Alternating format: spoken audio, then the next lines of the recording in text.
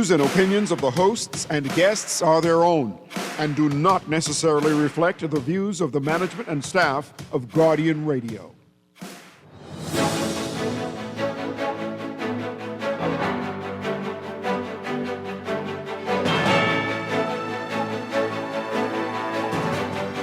Good morning. The Exuma Moorings project dead, the lease from the government relinquished. As the opposition calls the deal a blatant conflict of interest. And police investigating the first case under the Anti-Gang Act. That's all straight ahead this morning. I'm Dwight Strachan, and this is Morning Blend. Wake up, it's a new day. Wake up, new day. Good morning again, Bahamas. It is Tuesday, February 25th, 2025. This is Morning Blend on Guardian Radio 96.9. Again, I'm Dwight Strachan. In a moment, Duquesa Dean will be joining us. Also this morning, we are going to be talking with the company doing the environmental studies on the SpaceX rocket booster. We'll find out more about their preliminary studies and what they're going to be doing this week. And also, the countdown is on to the Healthy, Wealthy, and Wise Fair. We've got all the details about Saturday's big event. That's all ahead, but first, it's time for the overnight, the latest breaking news from while we're sleeping, and the top national and international headlines this morning.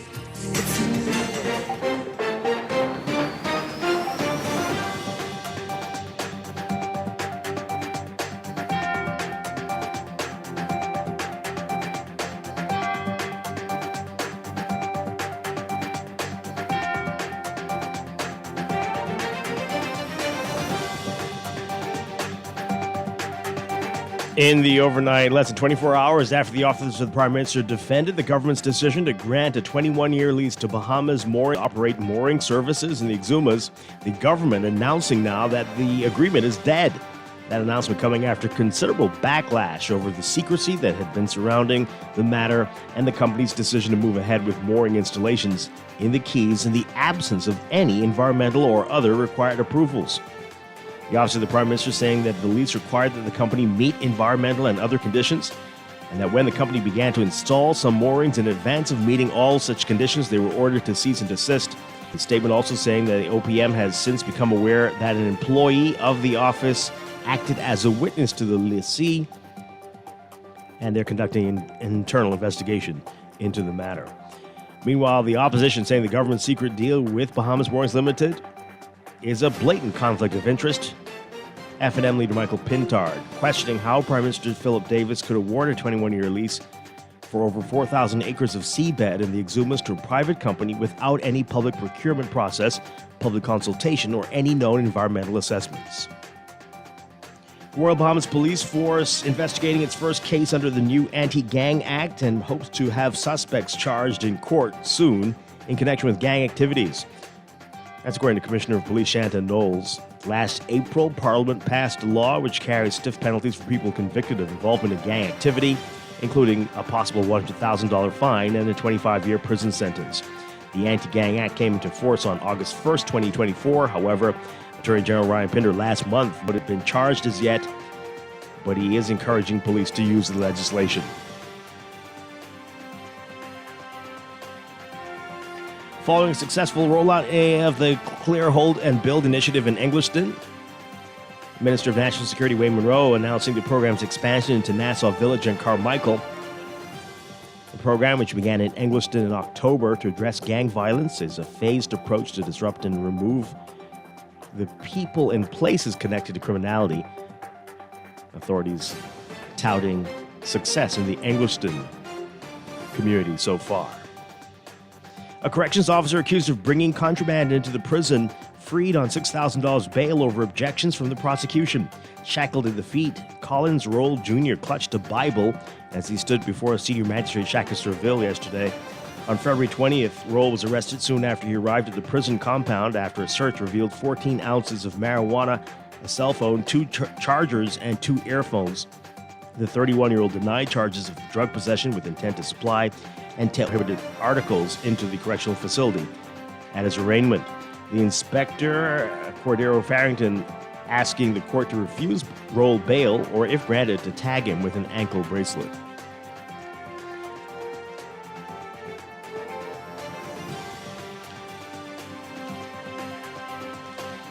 And Kelly Ingram, the daughter of former Prime Minister Hubert Ingram and his wife Dolores, has passed away following a brief illness. The family confirming this yesterday, a death coming just over a month after she celebrated her 45th birthday.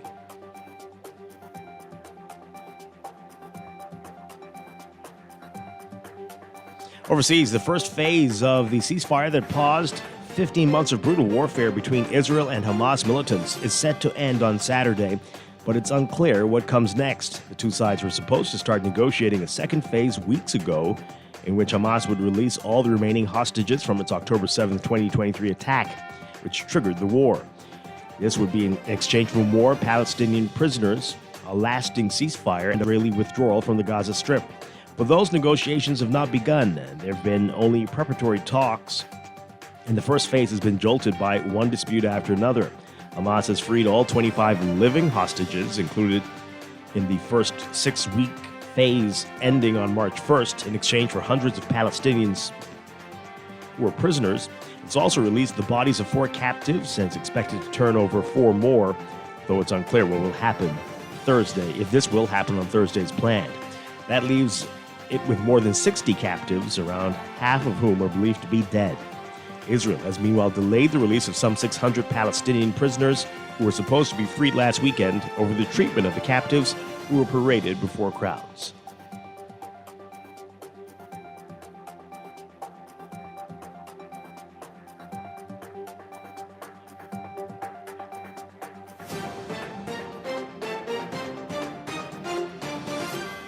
And Haitian police officers demanding better protection and treatment a day after gunmen killed a Kenyan police officer who was part of a UN-backed mission tasked with fighting gangs in the troubled Caribbean country.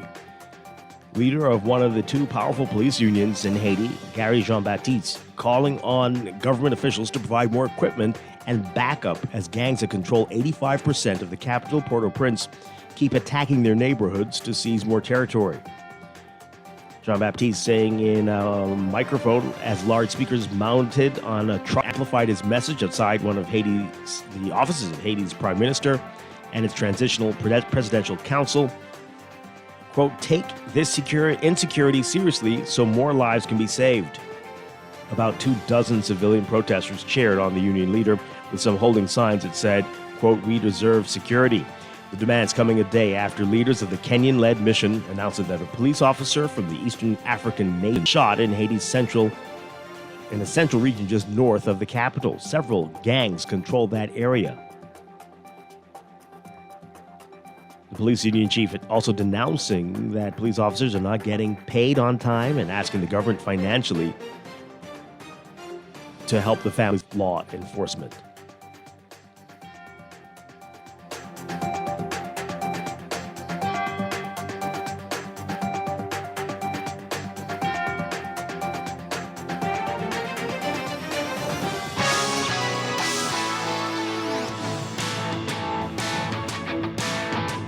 And it's time for sports, brought to you by Kalik. In what turned out to be one of the best championship games in the history of the Hugh Campbell Basketball Classic, the Tabernacle Baptist Academy Falcons emerged supreme, reigning supreme, holding on late to defeat the C.I. Gibson Rattlers 89-87 in overtime at the Kendall Isaacs Gym Monday night. 2 of the most successful teams in the history of the tournament battled to overtime to decide one of the most prestigious titles for high school basketball in the country. The Rattlers held a 17-point lead early, and the Falcons were up by 7 points late, but both leads disintegrated under immense pressure, and in the end, it was the long ball from Falcons forward Claudius Burrows and clutch baskets from swingman Dylan Morris, which made the difference, offsetting huge scoring nights from the Rattlers duo, Tashawn Butler and Conde Smith. You can read more about the game in today's Guardian Sports section. Congratulations to Tabernacle Baptist Academy.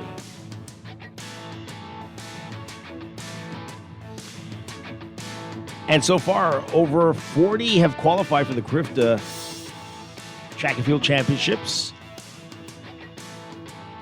B3A's President D'Amico Archer saying, and this is rare for this time, weeks ahead of the Easter weekend event. The number of qualifiers for the Bahamas soaring to over 45 over the weekend, with some athletes qualifying for the second annual Redline Athletics Field events. Read more about how that's going to look when the team heads to Trinidad and Tobago, April 19th through 21st. In today's Guardian Sports section. That's sports brought to you by Kalik, the beer of the Bahamas, inviting you to Victory Fest 2025, Saturday, March at Smuggler Square for an epic celebration of the 2024 Boxing Day and 2025 New Year's Day Junkanoo winners, the Saxon Superstars. Celebrate the 4 straight Junkanoo winners, Saturday, March 1st, brought to you by Kalik, the beer of the Bahamas.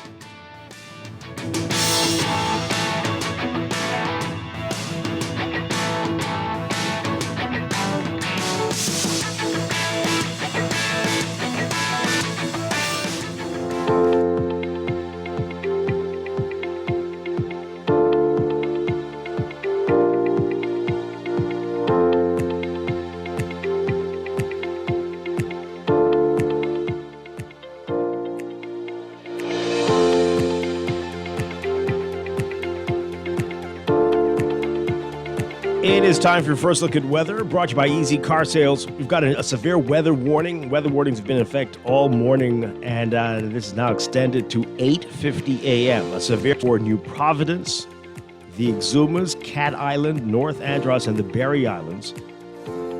And the warning remains in effect for South Abaco and South Salvador. But the severe weather warning for Bimini, Long Island, and Rum Cay have been discontinued. A weather watch, severe weather watch, remains in effect for the entire northern, northwest, and central Bahamas. So what we're seeing is lightning and heavy showers, moderate to heavy showers, embedded thunderstorms moving southeastwards at a speed of 30 knots towards and across these areas that we mentioned. Showers and thunderstorms associated with a complex low-pressure system and its associated front. Some of these showers are going to be locally heavy and thunderstorms strong to severe at times, causing strong gusty winds, dangerous lightning, heavy downpours, possible hail, and possible waterspout or tornado activity. Localized flooding also possible during the passage of these storms. Boaters be in safe harbor. Do not go out on the seas. Residents in the warning area should also remain indoors and away from windows when conditions worsen. So, again, this is all part of what we were telling you about yesterday. A cold front extending from a low just northeast of the Abacos will ignite occasional heavy showers and possible severe thunderstorms for the first part of the day today. As the low quickly moves away from the area, weather conditions will gradually improve by around midday across the extreme northern islands as the front continues to make its way across the central islands by tonight. So thanks to the presence of a stable air mass across the area, relatively quiet conditions will continue after the front as it weakens just east of the Bahamas by late Wednesday. High pressure will temporarily establish itself heading into Thursday, and 2 relatively weak fronts are going to move into the area by Friday and early next week. And that's going to keep temperatures lower than what we saw last week. But again, everyone's being advised about the weather warnings and weather watches, and be aware that the risk of flooding during heavy and prolonged rainfall events and other weather-related hazards, gusty winds, lightning, tornado activity, hail, that's all possible this morning across the northwest Bahamas and portions of the central islands. Beachgoers and swimmers, do we have to tell you, strongly advised to stay out of the water in the northern, northwest, and central Bahamas today. Rip currents and rough surf, all expected. So for today, for the extreme northern Bahamas, including Grand Bahama, mostly cloudy, becoming partly cloudy by this afternoon through tonight. A 30 to 50% chance of showers and thunderstorms in the early part of the day. That's going to decrease by this evening. For the rest of the northwest Bahamas and the central Bahamas, cloudy to overcast with gradual clearing by tonight. We've got a 40 to 80% chance of showers and possible severe thunderstorms, decreasing to 20 to 40% chance by evening. And even less chance of rain by nightfall for the northwest Bahamas. For the southeast Bahamas, partly cloudy today with occasional cloudy periods. Temperatures, we're looking at highs in the mid to upper 70s across most areas. That's around 23, 24 Celsius. Overnight lows tonight getting down to about 63 Fahrenheit, 70s. That's your first look at weather this morning. We'll have your extended outlook coming up in just a bit. Weather check brought to you by Easy Car Sales. Forget flowers and chocolate this month of love. Nothing says I love you like a brand new EV from Easy Car Sales. Make a date to test drive an EV from Easy Car Sales during February, and you'll be entered to win a 2-night stay at the Grand Hyatt with a $500 resort credit. Visit easy242.com and experience the power and romance of an electric ride today.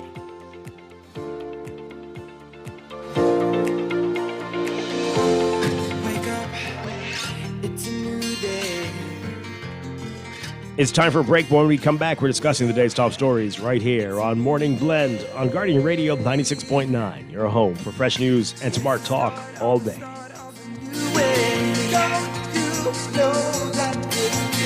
It's the start of the end of the old way. Wake up, it's a new day. Wake up, it's a new day. Maybe it's time to explore your options. There's no harm in reviewing your mortgage arrangement and considering a better deal. CIBC Caribbean can help you narrow your search and decide. Switch your mortgage to CIBC Caribbean and enjoy a special interest rate and help towards your switching cost. Visit CIBCFCIB.com/inspired home for more information. Conditions apply.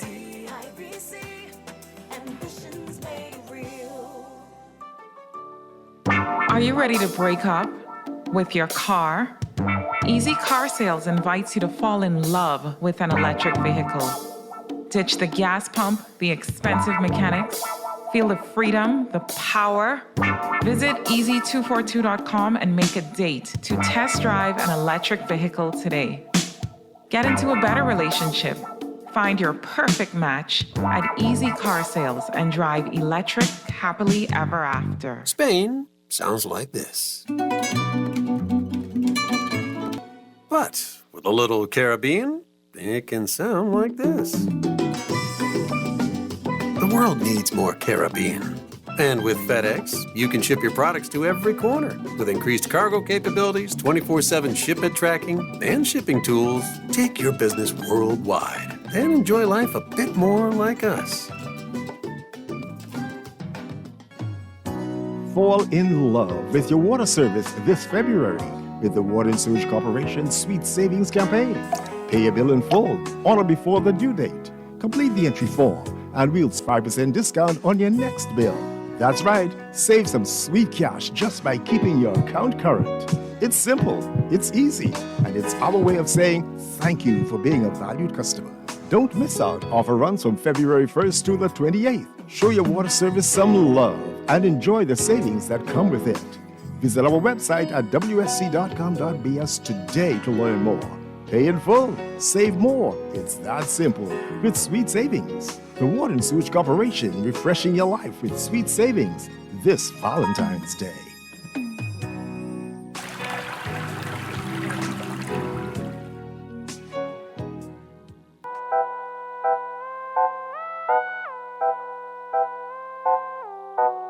Dominica Republic, destination for the team. When an all-expense paid trip for 2 by signing 3 or more money transfers to enter. What a deal! With Western Union, you get to see this house. Yeah, esto está caliente. Te barinas, really hard to. Hola, hola from the DR. Taking pictures for the gram just to show you we are. GK Money be the motion, papi, mamacita. Go to Chris Kennedy, the team is ready to start because Dominica Republic, destination for the team. With an all-expense paid trip for 2 by signing 3 or more money transfers to enter. What a deal! With Western Union, you get to see just how it feels, yeah. To see just how it feels, yeah. With Western Union. Now let me see now. 326 EPIC. Hello?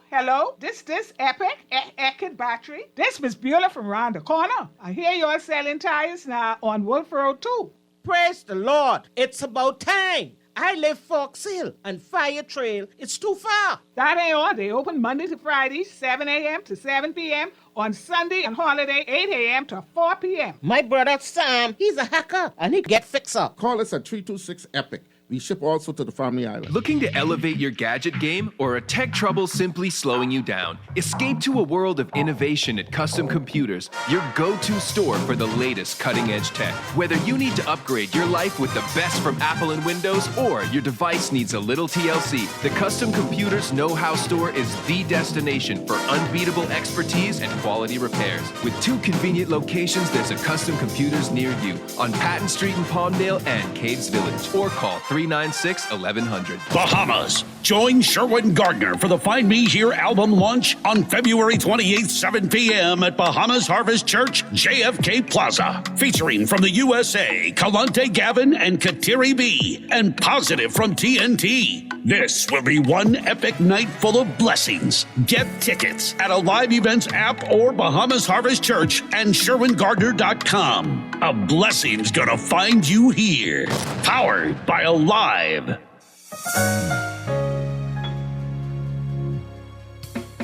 Do you have uncontrollable debt? Are you ready to make that move to Fidelity for a stress-free future? These loans have a built-in savings plan that pays you unbeatable interest. Ask about our debt consolidation loans today. Call 356-7764. Fidelity, we're good for you.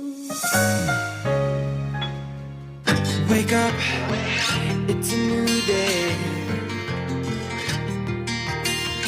Wake up, it's a new day. Welcome back to Morning Blend here on Guardian Radio 96.9. We are streaming live on GuardianTalkRadio.com and on the Guardian Radio app for smart devices. We're also on your televisions on Cable Bahamas Channel 969 and BTC Flow Channel 612. You can tweet us at MorningBlend969 or Facebook.com/MorningBlend969. Text us 422-4796 on the Guardian Radio text line powered by BTC.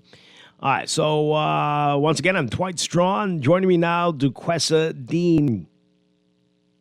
Hey, good morning, Bahamas. How are you? Doing well.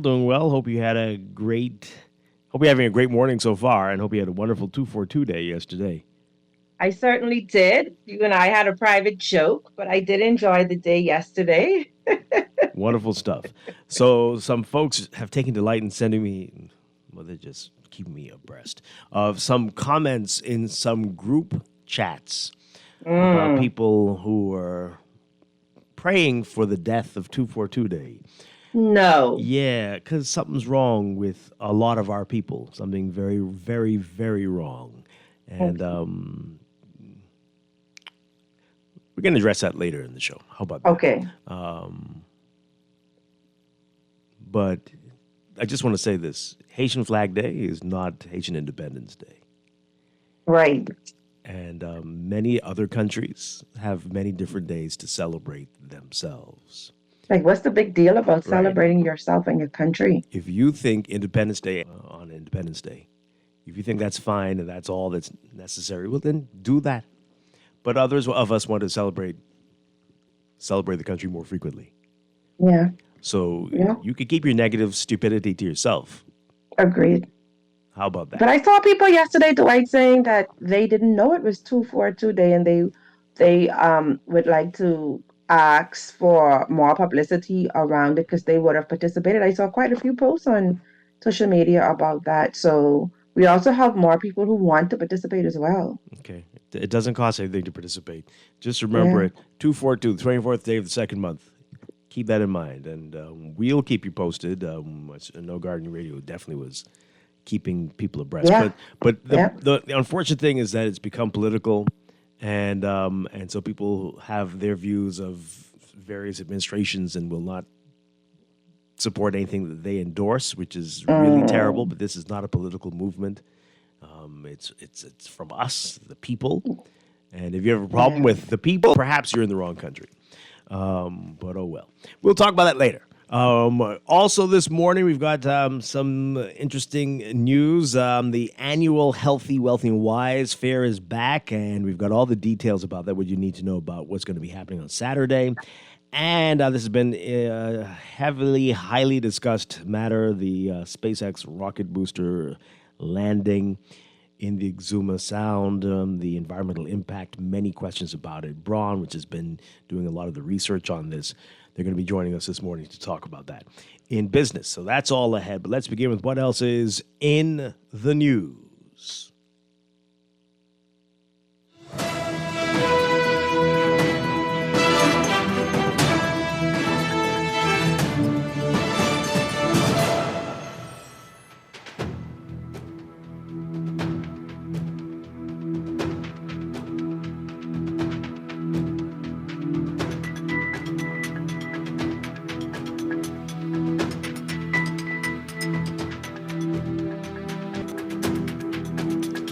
And in the news, yesterday we didn't get a chance to talk about this because we were caught up with the horrible situation with that young man who got killed, shot dead in front of his young daughter. And we were quite taken aback by that. Of course, it happens so frequently. I guess we shouldn't be shocked by these things. That's what some of you want us to think. But no, it's still shocking. But the other big story yesterday, and it's getting bigger, this Exuma seabed lease for moorings. And it's taken an interesting turn. The government now canceling this project. But take a listen to what happened. We're going to go back to the papers from yesterday, and then we'll get to what the latest development is. But it's causing us to have plenty of questions about what's going on. And we already had lots of questions, right, about what's going on with the government and decisions that are made behind closed doors. Yes. But now, head-scratching moments. Okay, so this story yesterday, Exuma seabed lease for mooring sparks concerns. Our Candia Dames wrote this yesterday in yesterday's paper. So there is concern in the Exumas over the government's decision to quietly grant a 21-year lease for over 4,000 acres of seabed to a private company to operate mooring services in the Exumas and charge and collect fees. The Minister for Lands, Prime Minister Philip Davis, approved a lease for Bahamas Moorings Limited, which plans to install 250 moorings at 49 locations in the Exuma chain. The government said in a statement issued Sunday night that it holds equity in the company, but did not explain further. The statement came after multiple individuals raised questions and expressed concerns on social media about the moorings and the installations in the Exumas. The government said the Cabinet of the Bahamas approved the project in June 2022. An official in the Office of the Prime Minister signed the lease on the company's behalf. Sandra Hilton Kemp, Deputy Director of Communications in OPM, signed as an agent of Bahamas Moorings Limited. Her husband, Philip Kemp II, is the company's president, according to a cease and desist letter dated February 21st, 2025, written to him by Exuma Keys Administrator Christopher Adderley. Do you need me to read that again? Sandra Hilton Kemp, Deputy Director of Communications in the Office of the Prime Minister, signed as an agent of Bahamas Moorings Limited. Her husband is the company's president. In that letter, Adderley states, this is, Christopher Adderley, the Exuma Keys administrator, quote, "It has come to our attention that mooring buoys have been installed in the Exuma Keys without the necessary approvals from the relevant authorities. Wow. As such, you are hereby ordered to cease and desist all mooring installations and related activities immediately until official approval has been obtained from the Department of Environmental Planning and Protection, the Port Department, the Exuma Keys District Council, and any other relevant agencies. Failure to comply may result in further action being taken in accordance with the relevant laws and regulations." Now, the director of DEP, the Department of Environmental Planning and Protection, Dr. Rhianna Neely, confirming to the Nassau Guardian on Sunday that as of Friday, the company had not submitted any application for any environmental approvals. Controller of the Port Department, Bernie Wright, also confirmed on Sunday that his department has not received the company's activities. And Chief Counselor for the Exuma Keys, Kendall Black, said local government gave no approval and did not know what the company was doing until after it had started the mooring installations. Black, who is a resident of Black Point in Exuma, said, quote, everything went down without local government approval. Everyone is just knowing about this when we saw them putting it down. Wow. Now, the lease granted by the Prime Minister in his capacity as Minister responsible for land, 3rd, 2025. Wait, this year? Mm-hmm. Wow. And took effect February 1st, 2025. It is renewable after the 21-year period. According to the lease, the initial investment is said to be $2.5 million. The approval is for 4,165.13 acres in the Exuma Keys. The company is required to pay the government an annual rent of 3% of gross revenue plus value-added tax. In its statement issued on Sunday night, the government said, quote, in January 2025, Bahamas Moorings Limited was granted a lease agreement. This approval was contingent on the group obtaining all necessary government approvals. However, the government has been notified that preliminary activities under the lease agreement commenced prior to the group receiving all of the required approvals, including the requirement of public consultation. Thus, the government has issued a cease and desist order. A Bahamas Moorings website, which appears to be under construction, is to encourage eco-friendly boating in the Bahamas by providing convenient mooring buoys to which captains can proudly secure. Like, I know you're reading the story, but I'm asking for clarification on that portion that you read. The government issued a cease and desist. A cease and desist. Yes, after all those other agencies, DEP and the Exuma local government folks said, hey, what's going on here? These people have not been given approval for this. And the government has said that they need to have approval before they went forward with any work, which they ignored, apparently. Wow. Yeah. So, Bahamas Moorings on their website advises all vessels, captains, and crew to use the company's moorings free of charge, quote, until our official launch at the Palm Beach International Boat Show, March 19th through 23rd, 2025. Huh? The site also outlines mooring fees from $25 per day for smaller vessels up to $250 per day. Now, the government said that under the terms of the seabed lease agreement, the Port Department will receive rental fees and inland revenue will receive VAT and business license fees. When the mooring fields are functional, boaters are expected to use them and pay a fee once connected to a mooring or anchored within one of the mooring fields. The fees per vessel will range from 50 cents a day per foot, 50 cents a day per foot for smaller vessels to $1 a day per foot for the bigger yachts. And it said the initiative underscores the Bahamas' commitment to sustainable tourism, responsible marine management, and the long-term preservation of its world-renowned marine environment. Well, news of the mooring installations caught Exumians by surprise as there had been no announcement from the government regarding the arrangements and no public meeting to discuss any environmental or other implications and to hear any concerns residents may have had. There was no request for proposals for mooring services. The government said a request for proposals was not required, as the project is a private commercial, albeit in the national interest, not involving government expenditures, and was proposed to the government. What? I thought local government's job was to review all projects, not just government projects, and to decide if that was something the community wanted. Didn't we just have them on the show the other day talking about that's really what the purpose of the local government is, a part of the purpose?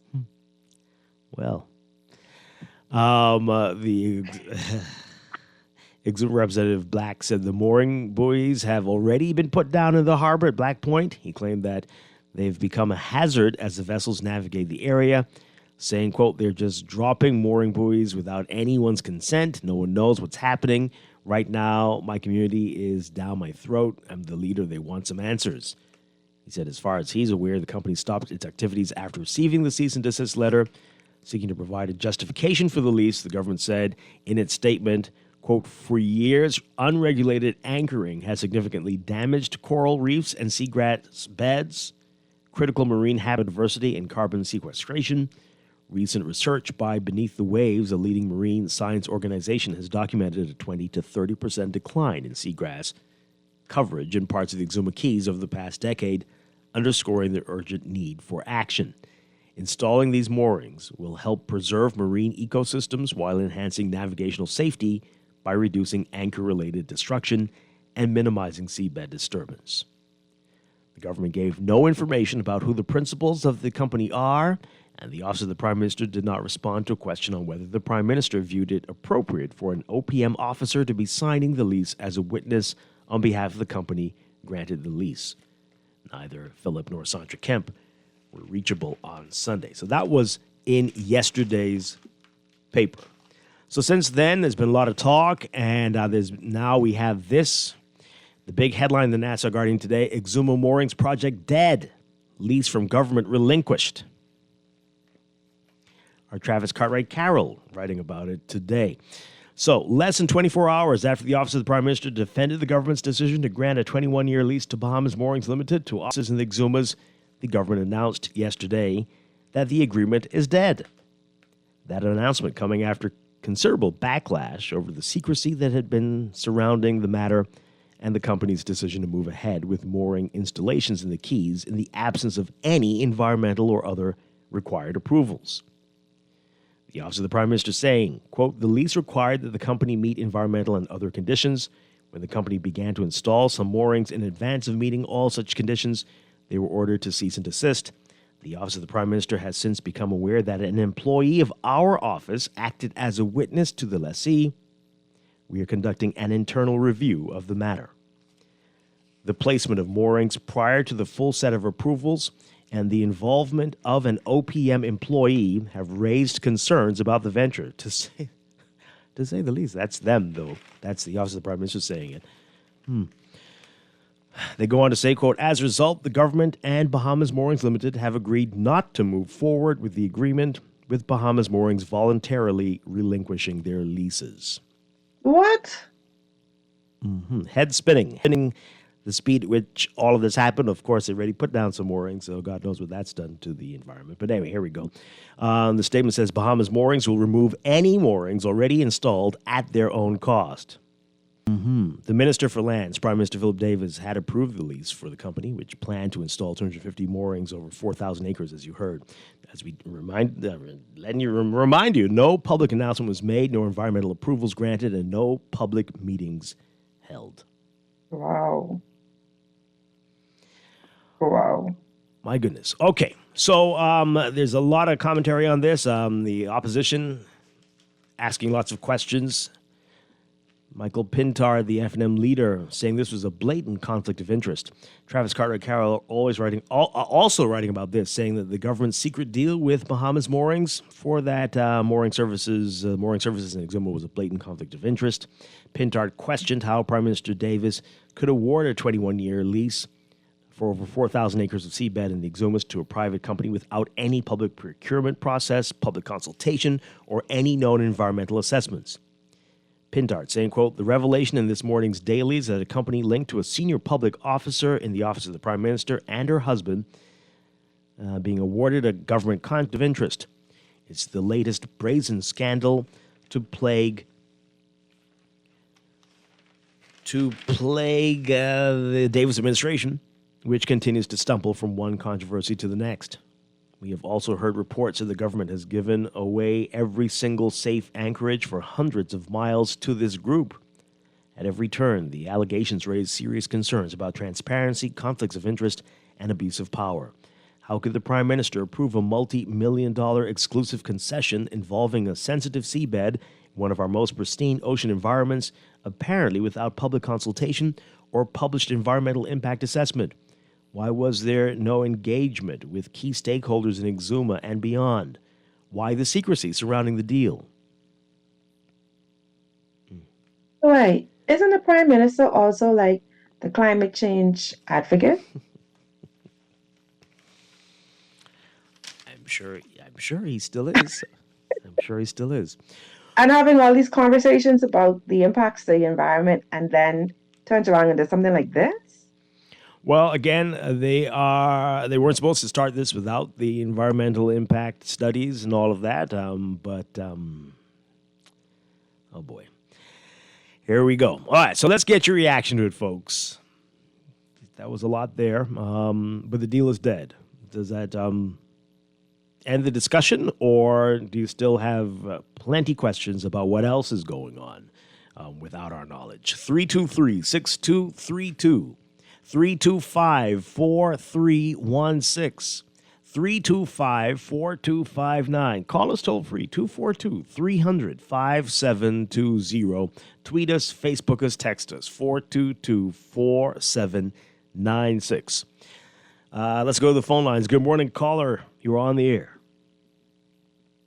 Are you there?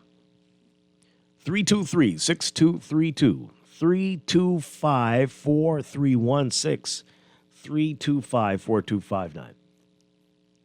All right, let's go to the text line. Lots of text messages. Oh, boy. The question of this person says, 242 came late night 3-ball. Okay. I hope you won something. Who? You mean that person? Oh, okay. Why do we continue to play these crackhead games? Our land is not the prime minister's. Why do we continuously pay the wolves to guard the sheep? How many more revelations do we need before we demand freedom of information? We are demanding that all the time. They tell us it's not their priority. And I guess we just... This is why. Yeah, I guess our reaction to that statement, that it's not a priority and that only the media and certain people are interested in that. The fact that everyone just like shrugged and said, oh, well, I guess that showed them that we might not be interested in FOIA. But if you're serious about it, you need to show them. You need to show them. Yeah. Anyway, the person goes on to say, silence gives consent no matter how we slice it. How many more 5-year millionaires will we endorse before we put a stop to this madness? Our laziness makes us complicit. Wow. Dwight, your prime minister has been seen in ABCO boosting his Haitian support. Are you aware of this video circulating? Yeah, it was sent to me during the show yesterday. Yeah. Well, they're just making questionable decisions. I don't know how. Maybe it's only the public that's concerned about optics. Maybe the politicians don't care how things look.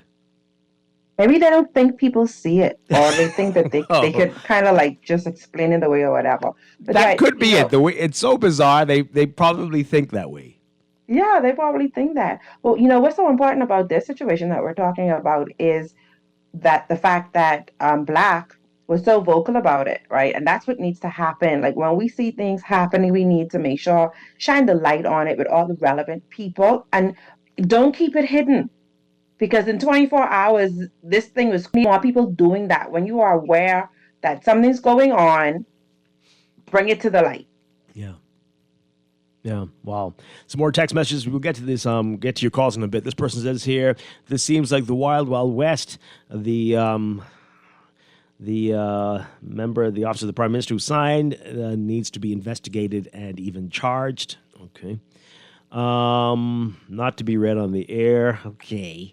They're talking about who's related to who, or who's the best friend of somebody who's a high up. Okay. Mm-hmm. Well, why not read that on air? Anyway. This one says here, thanks for coming up with 242 Day. If certain political parties had come up with this day, everyone would have loved it, or they would have loved it. Keep up the great work to your team. Okay. Are either... I don't want to read this like this. Again, the government said it has an equity in the company. It had, if it's done. So who exactly? What does that mean? We don't know. We don't know what that means. And this person says it's not a new day. It's the same day. One party is synonymous with enriching family, friends, and lovers. Same old, same old. Just one? Okay. Oh, boy. Good morning, caller. You're on the air. Good morning, Dwight. Good morning. Who's That's DeQuessa. DeQuessa today. Girl, DeQuessa, you're changing your voice on me. Cut it out. 3 glaring things jumped out at me just listening to this this exchange this morning. 1, How many times are we going to hear about conflicts, the potential conflicts of interest of persons employed within the Prime Minister's office involved in these anchor projects or these projects? How many persons, even though you serve as a witness, comes to find out that these persons actually have internal ties with these people? We have to kill this nonsense, The people are really just tired of the apparent transparency and accountability, because those two words are only words in this country. They don't really have any ounce of semblance of what they truly represent. And we got to bring some of these people before the courts. They are not beyond the law, and we need to put them before the courts. Make examples of them. They are the ones who we supposed to be following for examples, but yet they keep on breaching our trust. When are we going to bring that to a point? My second point here is you talk about the local government stance.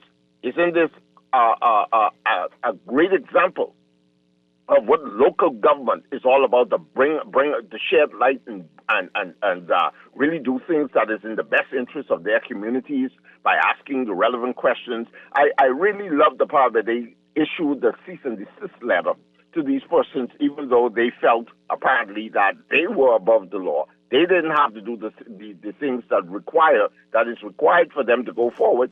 And, it's just business as usual. And then my very, very last point. The last point is simply this.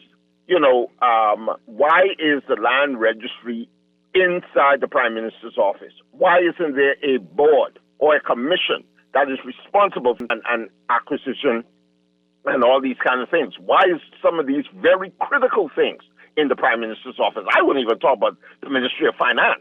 Why is that in the Prime Minister's office? That portfolio should have been removed from the Prime Minister's portfolio a very, very long time ago. And I'm not just talking about this particular Prime Minister. I'm talking about every administration. Why is the Ministry of Finance attached to the Prime Minister's office? It's not. That's some of my concerns. Technically, that's not it. I mean, he is the Minister of Finance. It's not that it's attached to the office of Prime Finance. Minister. Right. But yes, I'm in still real saying, countries, in serious countries, you don't normally have the Prime Minister be the Minister of Finance. Yes. Now you understand my point. But thanks for taking my call, Dwight. Okay, thanks a lot. And let's take this call. Good morning, you're on the air. Hey, good morning, Dwight and the Quessa. Hi. Yeah, Dwight. Dwight. Good morning. Hey, good show as usual, right? But Dwight, being and never getting no results from our leaders when it relates to this conflict of interest, right? That's like a part of. Let me ask you something. Jeff said it too, but do you think the bigger issue here is the conflict of interest, or the fact that this company got what they wanted and just started the work without doing the things they were supposed to do? Which one's the bigger issue? Well, I believe the biggest part, right, because if the person doing what they wasn't supposed to do before everything was finalized or approved. But Dwight, you could do that to people who you could control by with money, Dwight. Because see, if ain't no connection to you and the authorities, ain't everybody can take that chance to just plenty go and do what they know they ain't supposed to do because things they ain't finalized, right? To me, it's showing that this person had a deeper connection with the authorities. But I wouldn't be surprised because that's how we govern in the Bahamas, right? But please, man, the Guardian, please investigate why our Prime Minister and our leader of opposition are doing what they're doing, because it isn't enough payments no more for them the campaign too, right? Because our Prime Minister sends right? It ain't enough payments because if the leader of the opposition and the Prime Minister can go to a Haitian conference in Abaco, what is this they talking about? And then you can hear the Prime Minister talking about Stephen Dillett. Stephen Dillett is a part of our history, right? But what he means when he telling that the illegal immigrants and people. I mean, you don't know if they're here. No, but right, the point I'm making, right? Dwight, you go on? I'm listening, but I mean, so we don't know if they how many were they might be illegal immigrants, right? But right, the point I'm making, right? we can encourage people to come in this country the way they come in and can give them status in this country and make them legal, Dwight. We can't continue that no longer as a people, because if you come in Carmichael, Dwight, everywhere you go in this constituency, right? We are being overtaken with the people from Haiti, man. So what that mean for the Bahamas 5-10 years from now, if we can have our leaders going and having these type of meetings with them, but shouldn't the interest of payments be first? I mean, just the Bahamas, isn't it? Very interesting questions you're asking. Thank you very much. A lot of people have questions about why the Prime Minister did that. Quite curious. Good morning, caller. You're on the air. Are you there? No. Okay, let's get back to the text line. People have a lot to say on the text line this morning. This person says here, Davis can do it because he is king. Oh, boy. Now you have your answer on why they refuse to have local government or freedom of information or a true whistleblower enforcement, because they are clown robbers. I'm editing a bit here. Wow. Clown robbers. That's an interesting picture in my head. Go to the e-procurement website, and every month only up to 30 bids are listed. View the monthly report and how many tenders are given, and you will find 250. That means only 12% goes out to the general public, and the other 88% is given to people they love or are in cahoots with. Serious accusations here. I wonder if quid pro quo or I scratch your back, you give me a financial perk in return is in play here. Wow. Okay. Oh, boy. Everything else in this country, we'll wait and see what the punishment is, or will it be another slap on the wrist? You're talking about which part? The conflict of interest? Another one here. What about the $2 million that was already paid out? Does this company have to pay that money back? Lots of questions. Will we get answers? I don't know. Waiting to hear what Fred Mitchell will say about this situation in Exuma.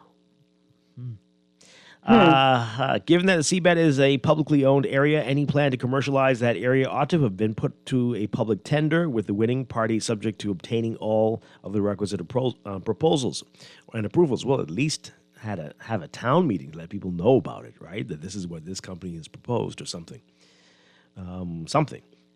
This person says here, the government of the Bahamas ought to get its fair share of the revenues from any such endeavors. Sounds like they were going to. Something had to. Yeah, you heard the fees. You heard what they were going to charge, and the companies, the VAT was going to be charged as well to anyone docking. Boy, you want to squeeze these calls in before we have to go to the break? Let's see if they're there. Good morning, caller. You're on the air. Good morning, Dwight. Good morning, Miss B and Poppy. How you all doing? Good morning, Poppy. Good morning. Okay. Did you know of any school today, because it's raining hard? I mean, I know they get a free breakfast, make them come early, but they can come naked. With this rain, you know, if the education saying anything but the weather? I haven't heard anything yet. Things are supposed to improve a bit by this afternoon, but I'm not getting any messages as yet. Okay. But we are under a severe weather warning. I didn't hear you, Dwight. We are under a severe weather warning right now for New Providence.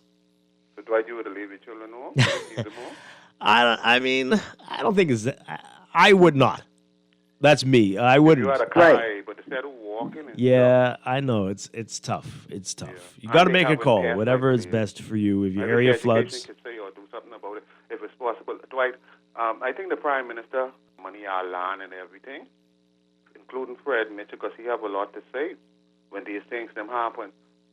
And either someone sliding things too fast, trying to slide it without the Prime Minister knowing some of the things, but I can't say he don't know what's going on. Even if he didn't know, he have to take responsibility. Two wrongs don't make a right. You hear what Wayne Monroe say about this thing with the commissioner having contracts or something. It's like every time we point out things what they need to correct and stop doing wrong in the country and with our things and this friends, families, and lovers, they remind us what the former government say. Marvin Deems had a security firm and they allow the convicted drug drug trafficker Buju Banton to perform and do the security, use the security for him to do the work there. Two wrongs don't make a right. Not because Marvin Dames do it. So we have another convicted murderer coming here to perform on the 29th on Clifford Park, our cultural park. All right? Is Wayne Monroe going to say something? Because he said Marvin Dames could have stopped that from the convicted drug dealer, Buju Banton, from coming. Two wrongs to make a right. Listen, voting them out is a joke. These people is be taking advantage of us. They would never do that with their thing. The Prime Minister should take some kind of responsibility to move the registry out of this office because they're doing a lot of reckless things. And guess who they're doing it for? Not for us. He's the they. Is right? He makes all the decisions. All. Because I think the texter might be right. The Prime Minister of the Bahamas is like a king, without a doubt. So messages as we go to the break. This person says, what's wrong? What the heck? I'm editing. Is wrong with going to church? Minutes was seen in many times in Haitian churches. I mean, this petty stupidity is killing us. That's a text there. So earlier, a caller was asking why were the Prime Minister do that. I was asking too, why did he go to that church? Well, to win the upcoming election. That's the simple answer from that texter. And another texter says that this seabed incident here, this is their Oban moment, only worse. Boy, oh boy. All right, did you hear Roberta Flack died? Oh, man. So we're playing Roberta Flack songs all day, folks. This is Morning Blend on Guardian Radio 96.9. Strolling in the park, watching winter turn to spring.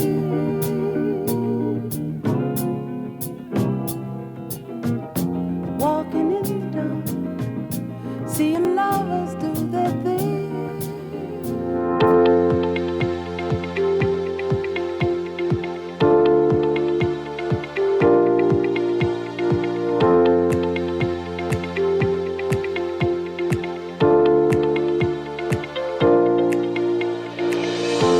Welcome back to Morning Blend here on Guardian Radio 96.9. We're streaming live on GuardianTalkRadio.com and on the Guardian Radio app for smart devices. We're also on your televisions on Cable Bahamas Channel 969 and BTC Float Channel 612. You can tweet us at Morning Blend 969 or Facebook.com/Morning Blend 969. Text us on the Guardian Radio text line powered by BTC 422-4796. 8:30 the time now. Time for another check of your weather for today. Brought to you by Sherwin-Williams Paints.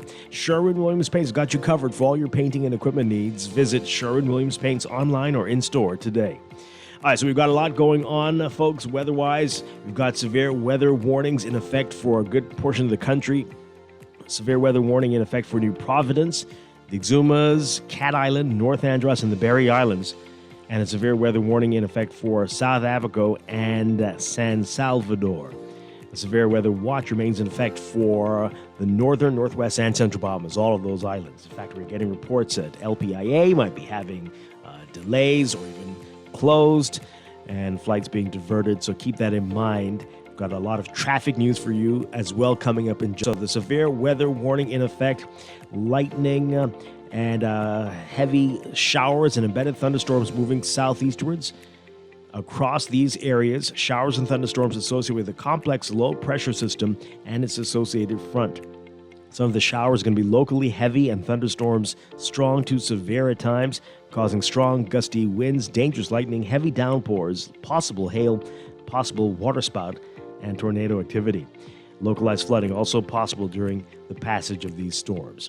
So as we said, it's all as a result of the cold front extending from a low just northeast of the Abacos now. That's going to ignite some heavy showers and possible thunderstorms, severe thunderstorms, for at least the first half of the day as that low quickly exits the area throughout the next few days. Weather conditions expected to improve by midday across the northern islands as the front continues to move across the central Bahamas into tonight.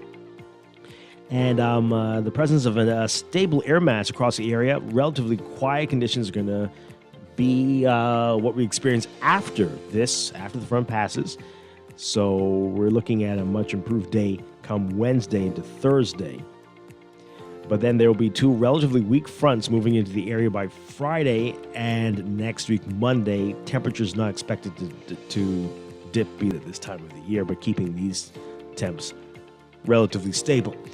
So, for today, for the extreme northern islands, mostly cloudy, becoming partly cloudy by this afternoon through tonight. For the northwest and central Bahamas, cloudy to overcast with gradual clearing beginning tonight. We still have a 40 to 80% chance of showers and severe thunderstorms today, decreasing to about 20 to 40% chance by late this afternoon into the evening, and only about a 10% chance by nightfall. For the southeast Bahamas, partly cloudy with occasional cloudy periods today, a 20 to 30% chance of showers and thunderstorms. We're looking at high temperatures around 77 Fahrenheit, 25 Celsius. Overnight lows now getting down to about 63 Fahrenheit, 17 Celsius. In your extended outlook for tomorrow, Wednesday, a mix of sun and clouds turning mostly fair at night. By Thursday, partly cloudy, turning mostly fair at night, a 20 to 30% chance of showers for the northern Bahamas. By Friday, again, a mix of sun and clouds, mostly fair with a few cloudy intervals at night. And Saturday, partly sunny, turning mostly fair at night. That's your morning blend weather check brought to you by Grosvenor Medical Center. Screening for colorectal cancer should begin at the age of 45. Reduce your risk for colon cancer and schedule a colonoscopy today at reduced prices for the months of March and April at the office of Dr. Harold Munnings, located next to Princess Margaret Hospital. Present their NHI cards. Give them a call today, 328-5550. That's Grosvenor Medical Center.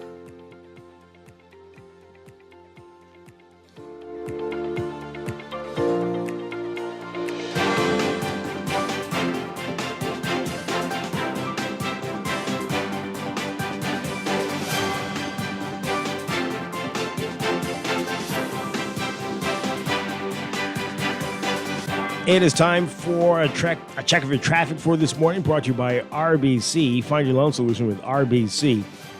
A lot going on weather-wise, traffic-wise, folks. So this is going to be quite a commute for you this morning. We are getting reports of an accident on Coral Harbor Road leading to LPIA, and that is causing major delays in addition to the bad weather that we're seeing. And that's affecting mainly northbound. Once you get north of Carmichael Road, you're going to be seeing that heavy traffic all the way up to near the airport. And again, reports that the airport's seeing major delays and that the airports are closed. And if you're in that part of the island, we're also seeing heavy traffic on Gladstone Road, north of Fire Trail, straight up to JFK Drive and Bahamar Boulevard. Milo Butler Highway also very heavy traffic for you, northbound, well south of the Fire Trail roundabout, straight up to Tonic Williams Darling Highway in the northbound lanes. Got reports of a down power line, and that's Carmichael near Fire Trail. That's causing some delays there. Keep that in mind. In that part of the island, it's also a dangerous situation, so you might want to avoid that if you can, and hopefully BPO will get out there and deal with that. And Carmichael is seeing some delays as well. Eastbound to Blue Hill Road, heavy traffic there. Blue Hill, not pretty for you from St. Vincent all the way up to Soldier Road. You'll be seeing that slow-moving traffic there, picking up again for you once you get over that hill to Independence Drive. Independence Drive backed up in both directions. And East Street, north and south of the Soldier Road intersection, slow-moving traffic for you there. Then there's Prince Charles Drive, not looking pretty from Beatrice Avenue straight up through Robinson Road all the way up to Marathon and East-West Highway for you, mainly in the westbound lanes. Bernard and Eastern Road also not pretty. Eastern Road, very slow-moving traffic from just west of San Souci straight up to Johnson Road. Fox Hill Road, a disaster from the Fox Hill Parade straight up to Eastern Road. Heavy northbound traffic for you this morning. This is, if you can work remotely, this might be the day to do it. That's your Morning Blend traffic brought to you by RBC. Start a conversation at rbc.com/loan/all of you.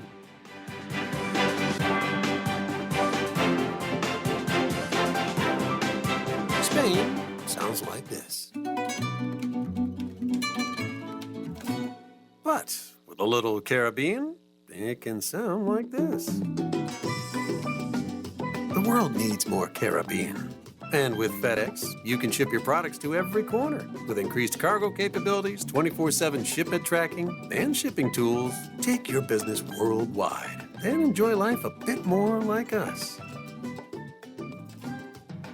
You're a builder. You want to give your client the best material at the best prices, and you need to put food on the table. Well, check out these prices. 5/8 pressure-treated roofing ply starting at $36.68, includes VAT. By the way, all these prices include VAT. Great Select Water Shield, $134.20 a roll. Felt, 15 pounds, $16.50, 30 pounds, $19.80. Owens Corning Duration Shingles, and Certainty Landmark Shingles, $56.56 a bundle. Gallon Roof Cement, $33.47. When it comes to screwing and nailing, Pender got you covered. He got every nail and screw you could possibly need. In the world of business, technology is not a choice. It's a necessity. And for businesses that demand excellence, there's only one choice for unparalleled support and cutting-edge technology. Custom Computers. You have challenges and we have solutions. Computing, networking, storage, and printing for enterprises large and small, aligned with premium brands like HP, Microsoft, Konica Minolta, and more. Get tech done the right way with Custom Computers. Call the know-how team at 396-1101. What if I told you Wendy's has a new burger? With a flavor so secret, it's almost too delicious to handle. Well, now it's time to unlock that flavor. Try the new sweet and smoky barbecue cheeseburger. We can't tell you everything, but we can tell you that it's packed with flavor, including our secret barbecue sauce. Try the new sweet and smoky barbecue cheeseburger today. Available for a limited time. There's no harm in reviewing your mortgage arrangement and considering a better deal. CIBC Caribbean can help you narrow your search and decide. Switch your mortgage to CIBC Caribbean and enjoy a special interest rate and help towards your switching cost. Visit CIBCFCIB.com/inspired home for more information. Conditions apply.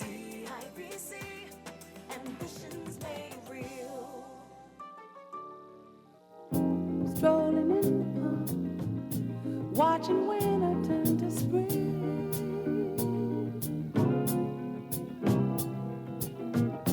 Walking in the dark, seeing lovers do their thing.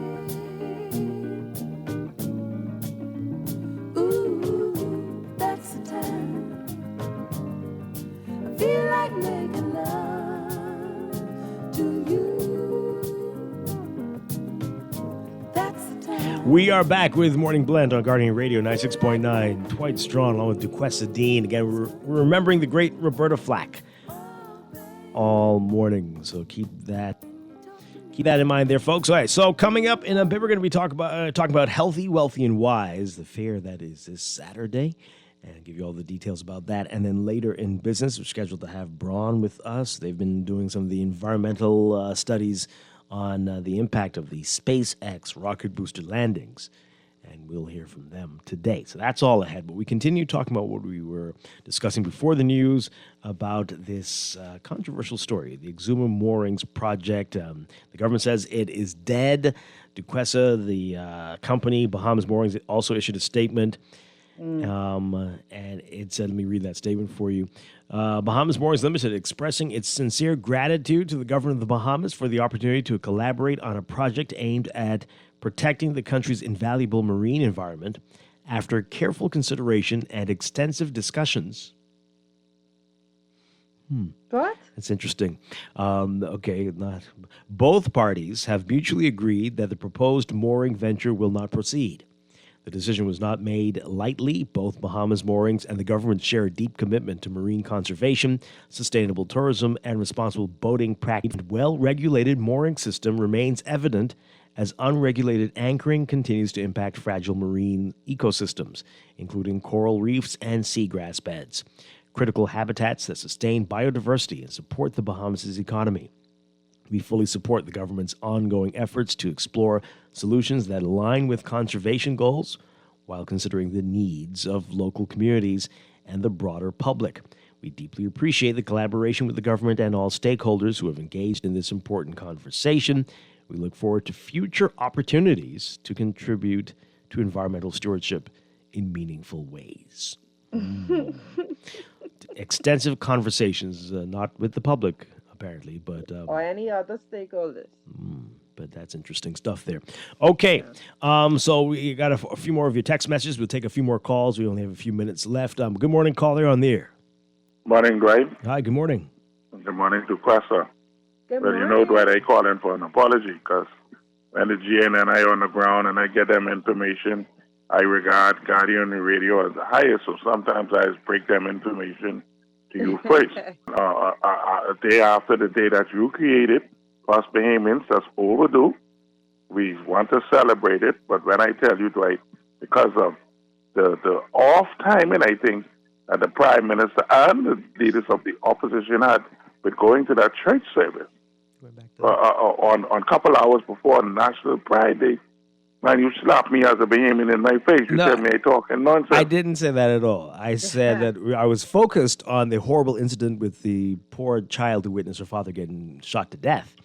How do you want me, Dwight, to feel good on a 242 day that you created when things like that happen out of Bahamian first in my country? Well, the people online were saying, what the heck is 242 Day? Like, I hope this is the last one ever. So folks don't even see the importance. I guess they're all feeling the way you're talking about. Yeah, because, Dwight, you know why? You know why, Dwight, and the question on this nation? Because that Trojan horse, we have allowed to come inside of the gates. Now the true participants are out. Them stories in the Bible and stuff, Dwight, them things ain't just there for nothing, you know.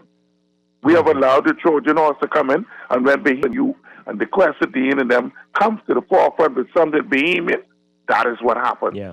Well, that's exactly how those folks will win. If any little thing will throw you off and cause you not to have pride in your country, that's exactly how you end up Dwight, you being should have seen me. a minority. I was dressed up in my Bahamian colors from the night before. Wonderful. But how you want me to feel, right?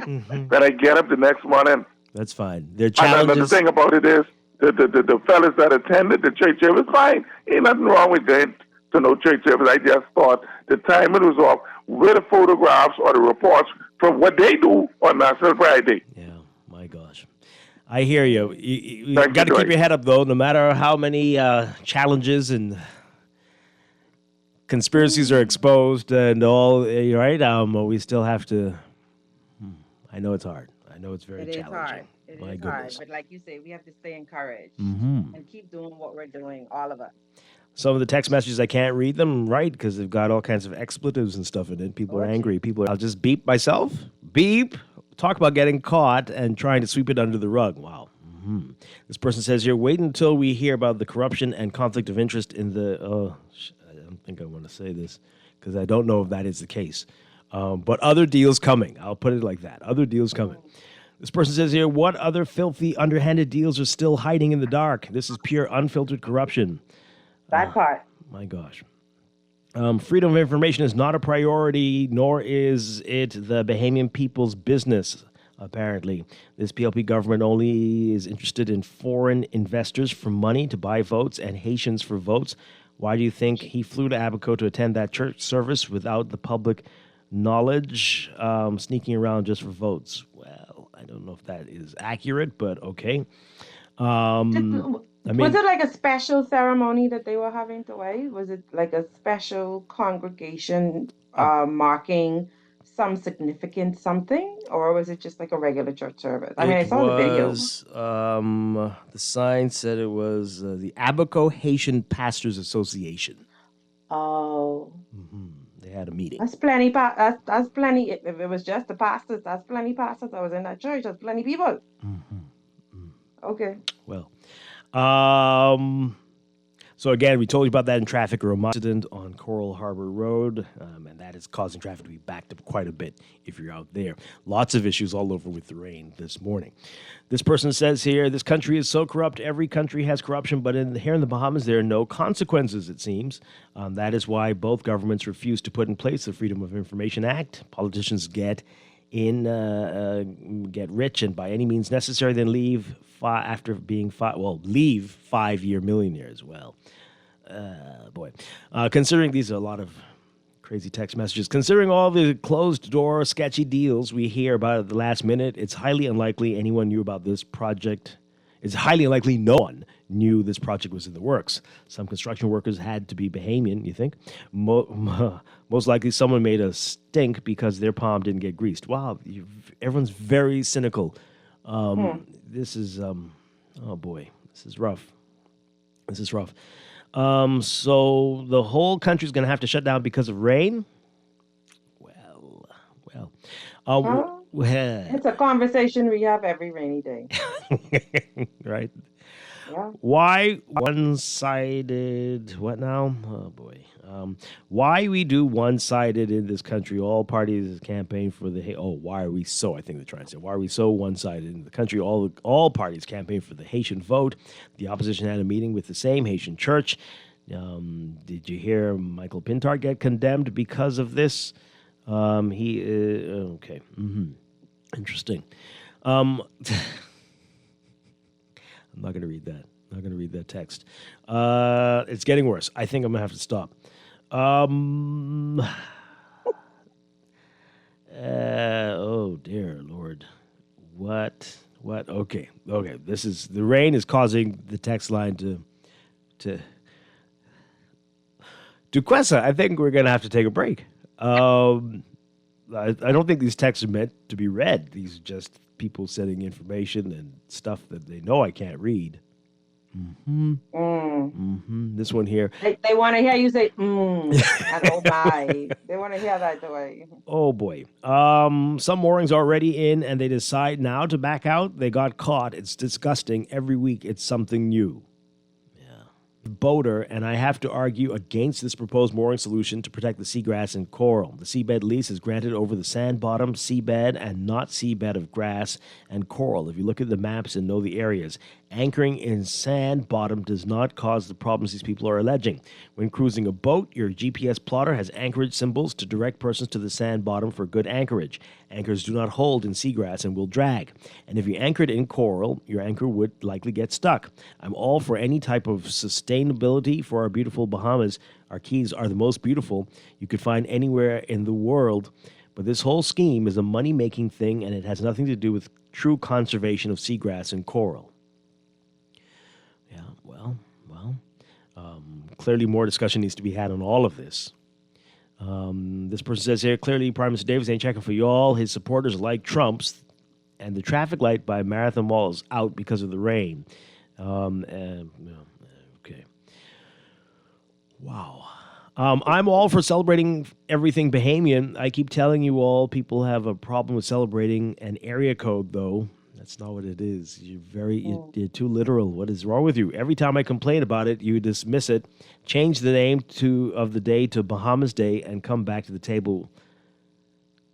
Well, when you change it to Bahamas Day, people are gonna still be saying, "Oh, don't we recognize Bahamas?" So people who want to do it get it, and people who don't, well, what's in the name? It's 242. That's the Bahamas. All over social media hashtagging 242. And when you put 242 in, the Bahamas flag comes up. Absolutely. And a few more as we go to the break. Okay.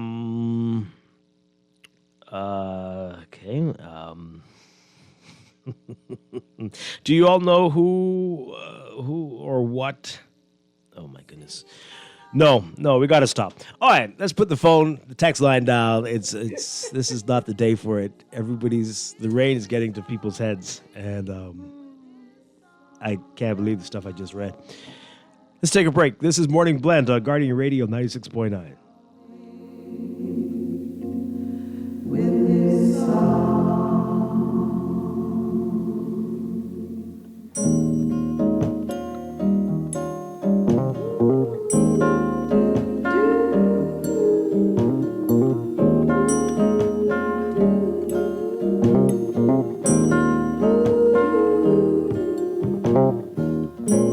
I heard he sang a good song.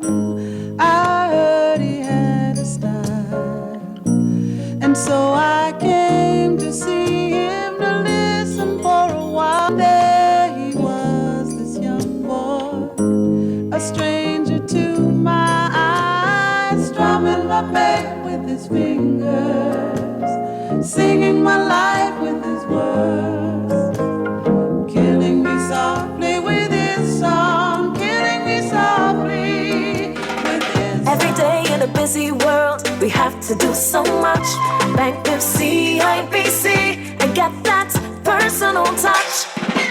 Share your ambitions, let us help your dreams come true. At CIBC, you're at the heart of all we do.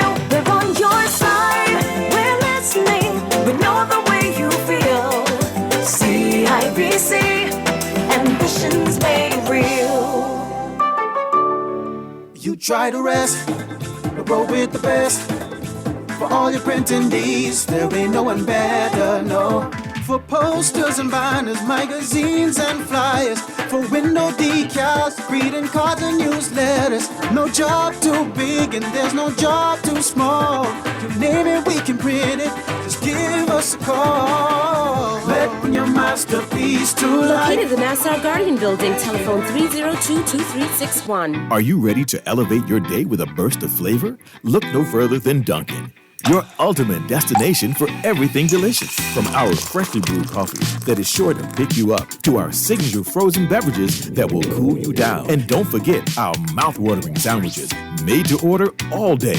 Dunkin' has it all. And of course, our lineup of fresh donuts, muffins, and more. Dive into a world of yummy flavors at Dunkin' and bring joy to your day on Dunkin'. Screws and Fasteners World, Balfour Avenue and Palm Beach Street, has those hard-to-find fasteners for you right now. You can find stainless steel regular hex, carriage bolts, galvanized bolts, threaded rods, nails, self-tap screws, sex bolts, anchor bolts, turnbuckles, masonry tools, hand tools, and weed whacker strings. Check out the rope selection and car body fasteners, too. Special orders are welcome. It's your #1 fastener store. Screws and Fasteners World, Balfour Avenue and Palm Beach Streets. Call 326-1976. RBC. Life is full of twists, turns, and defining moments that create your own unique story.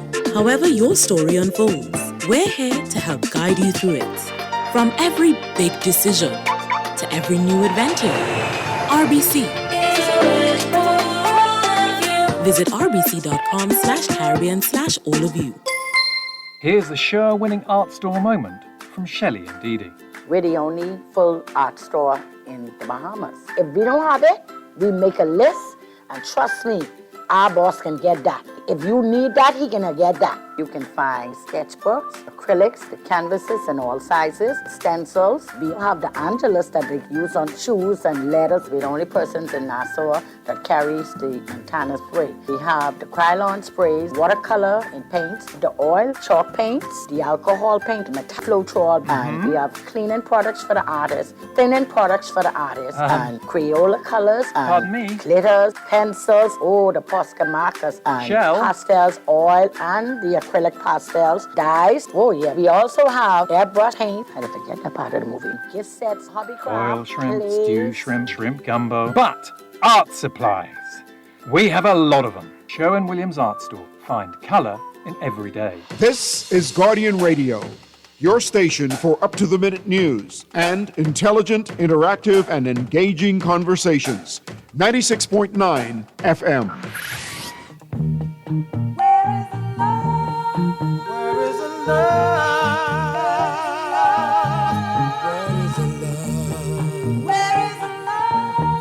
Where is our love?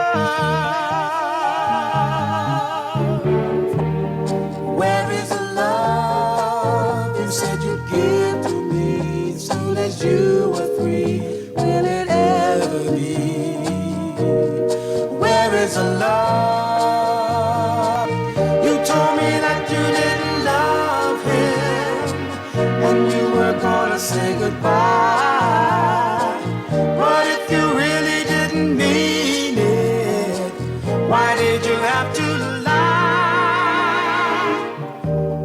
Where is the love you said was mine, oh mine, till the end of time? Welcome back to Morning Blend here on Guardian Radio 96.9. Dwight Strachan along with DeQuesta Dean. Changing gears now. Healthy, Wealthy, and Wise. Healthy, Wealthy, and Wise Fair is back this Saturday, the Mall Marathon. This is a major initiative of the Nassau Guardian. And here to tell us all about this, we have Anita Roll, and she's brought along some amazing guests. We have Zeta Energy, Allison Taylor, and we have Donovan J. Roll. Good morning, everybody. Great to have you with us. Good morning. Good morning. All right, so Good morning, everyone. Anita, you start us off. This is an annual event. What year are we in now? Boy, Dwight, I have actually lost count. I am sure we have to be at about 30 years. Are you serious? Yes. I'm thinking you're going to say 17 or something. No. 30. Really? Yes. Wow. All right. So for those who might not be familiar, I don't know how you wouldn't know about this, but what exactly is Healthy, Wealthy, and Wise all about?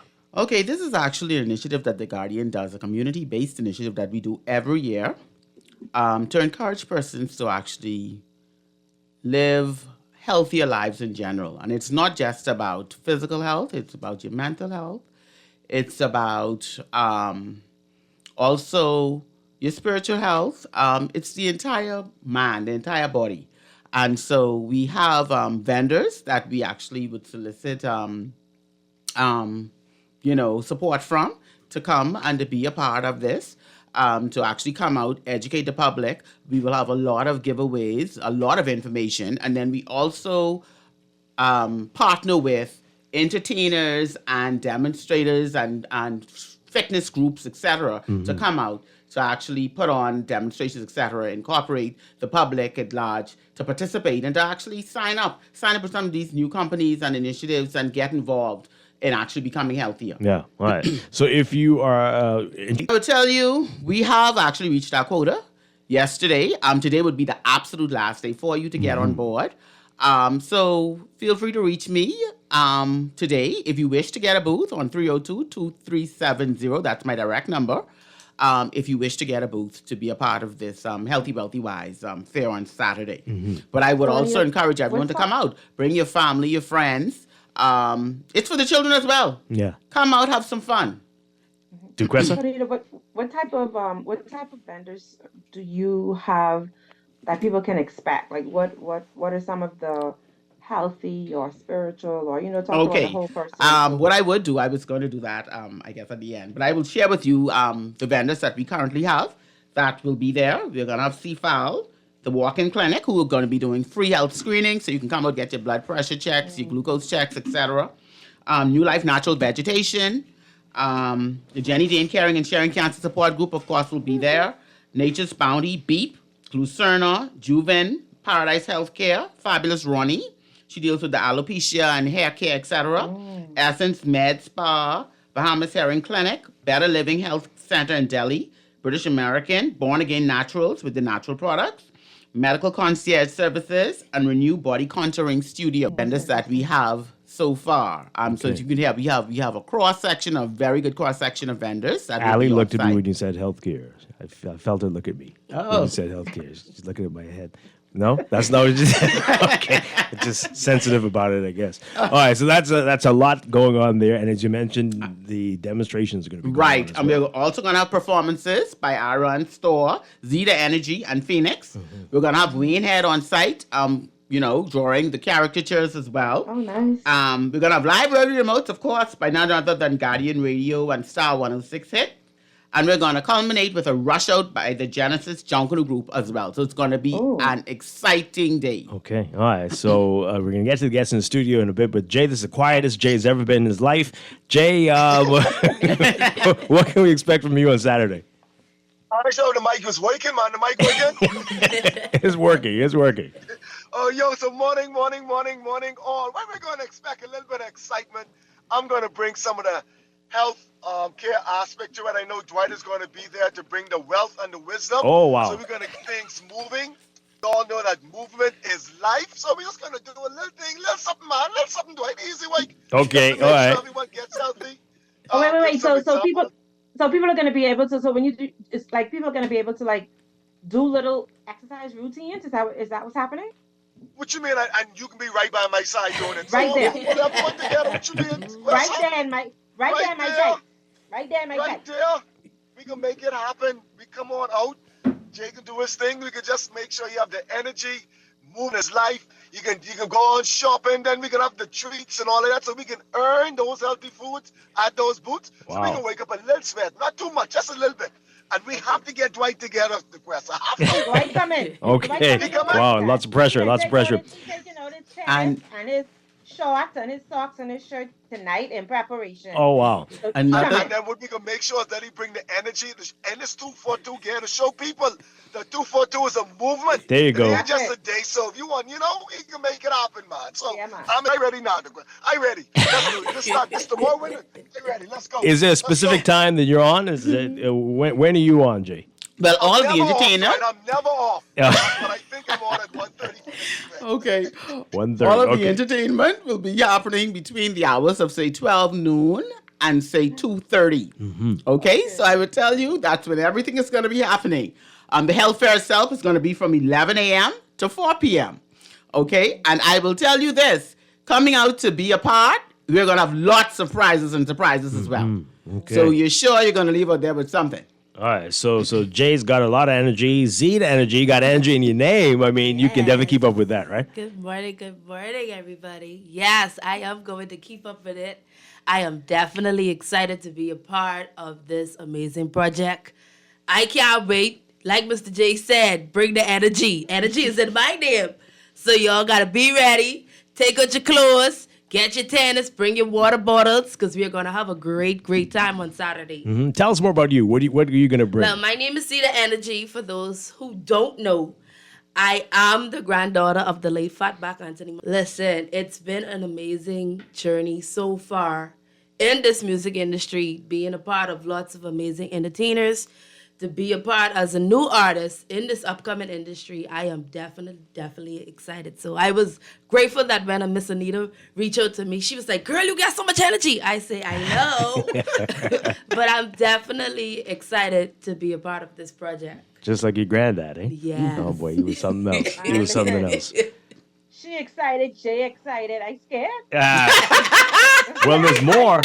There's more. There's Zumba, too, with Ali. Ali, tell us about what you're going to be doing. Yes, I am also going to be doing Zumba, a demonstration, a little sample, so you can see what Zumba is all about. It's all about the hype. It's all about the energy. It's all about having building up your endurance, getting the strength, having the flexibility. It's going to be fun. Can anybody do Zumba? Anybody can do Zumba. Yeah. Zumba is made so you can have modifications. So if you're just a beginner, or you can do low level impact of jumps, slower moves. But if you're advanced, obviously you can up the intensity, and it's for everyone. We make sure it's to advanced, to if you're older, to if you're younger, everyone. Excellent. What time are you all going to be on? I'm going to be on about 12:30. All right. And Z, where do you I'm go? on at 2. Okay. All right. So the whole afternoon, be out there to see all the great demonstrations and performers. Yes. All right. So Anita, again, this is free for people to. Yes, it's completely free. Come out, bring your family, your friends. Saturday, March 1st. That's this week Saturday at the Mall Marathon Center Court, which is the area between the Sports Center and Sandy's. We'll be set up right there, and between 11 and 4. Come out and have a good time at the Healthy, Wealthy, Wise Fair. Yeah. Wow. Great stuff. And again, I'll be there. we're all going to be there. And if you want, again, one more time, give the number for people And to if you contact wish to get a booth, you can contact me today on 302-2370. Okay. Great stuff. Thank you all for being here this morning. Looking forward to it. 30 years. This is amazing. Healthy, Wealthy, and Wise this Saturday at the Mall Marathon. Congrats to you and everybody at The Guardian for getting this together. And we're looking forward to great stuff from Energy and Jay. Good stuff on Saturday. All right. We're going to break for news and be back with Morning Blend Business. This is Morning Blend on Guardian Radio 96.9.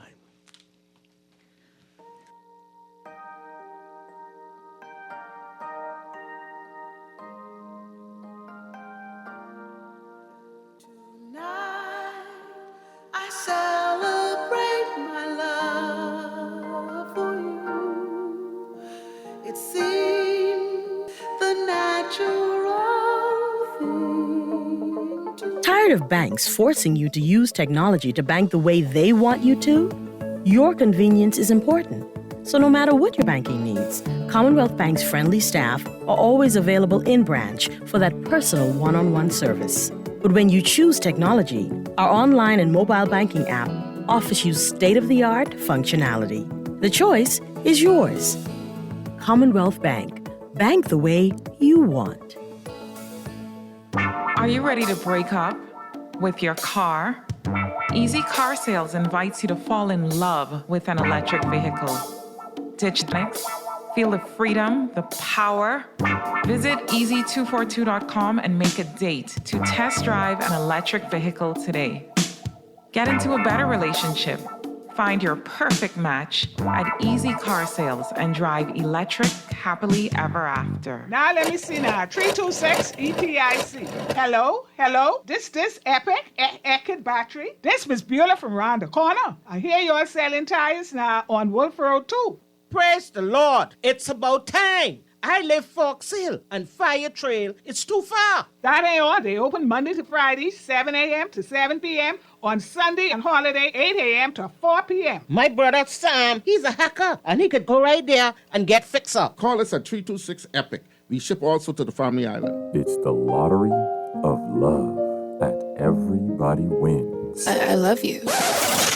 Everybody Wins is giving away over $100,000 in cash prizes in the Lottery of Love. I love you. All February long, every $20 spent, you'll receive a raffle ticket. The more you spend, the more chances to win. And you could be among the 30 winners randomly selected on February 28th to win $10, $20, or even $30,000. I love you. It's the Lottery of Love at Everybody Wins. Remember, the game responsible. Every day in a busy world, we have to do so much. Bank with CIBC and get that personal touch. Share your ambitions, let us help your dreams come true. At CIBC, you're at the heart of what we do. We're on your side, we're listening, we know the way you feel. CIBC, ambitions made real. Heed the call to action against abuse and violence and for hope and healing. Join Women Walk 2025, Saturday, March 8th at 9 a.m., Clifford Park. Come, walk, pray, wear purple or white. Stand up for a strong, healthy community. A free event, Saturday, March 8th at 9 a.m. At CFAL, we understand that a secure future is the greatest gift you can give your employees. That's why our tailor-made group pension solutions are designed to fit the needs of both large and small companies. With CFAL, you can provide the retirement you and your employees deserve, ensuring peace of mind and financial stability for years to come. Join the many businesses that have already entrusted CFAL to create the right pension plan for their employees, and let us help you build a brighter future for your team. Visit us at cfal.com to get started on building wealth so you can live well, growing wealth for future generations. With escalating global conflicts, are you ready for what's next? Join us at RF Bahamas Economic Outlook on March 12th at Bahamar, where top global and local experts will break down the key economic, political, and social trends shaping our future. Hear from KT McFarland, former Trump National Security Advisor, and more. Plus, gain CPD credits, powerful insights, and high-impact networking all in one day. Don't miss out. Secure your spot now at rfbeo.com. That's rfbeo.com. RF Bahamas Economic Outlook. See you there. This is Guardian Radio 96.9 FM, streaming on GuardianTalkRadio.com and the Guardian Radio app, Nassau, Bahamas. The views and opinions of the hosts and guests are their own and do not necessarily reflect the views of the management and staff of Guardian Radio. Wake up, it's a new day. Wake up, it's a new day.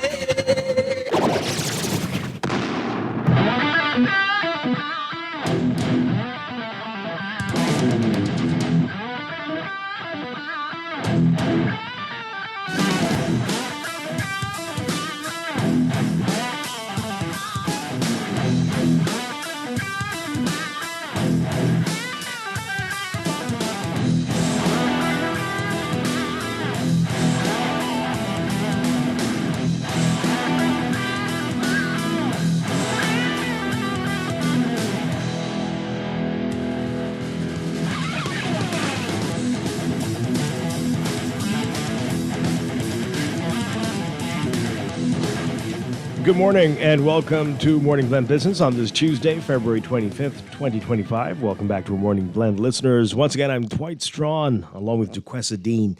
And we all remember history being made last week with the SpaceX rocket booster landing in the Exumas. And people are still talking about it. Many questions still being asked about it. Some folks have been playing a very big role in all of this. Very pleased to welcome from Braun Limited. We have the principal with the environmental division, Mark Daniels, and the associate principal with the Earth division, Anessa Lundy. Great to have you with us. Good morning. Good morning, Dwight. Good morning, Bahamas. Good morning. Good morning. All right, so we're going to talk more about SpaceX in a bit, but just tell us about Braun. You all are development consultants. Yes. Explain to us what that means. Okay. Braun is a multidisciplinary development consulting firm.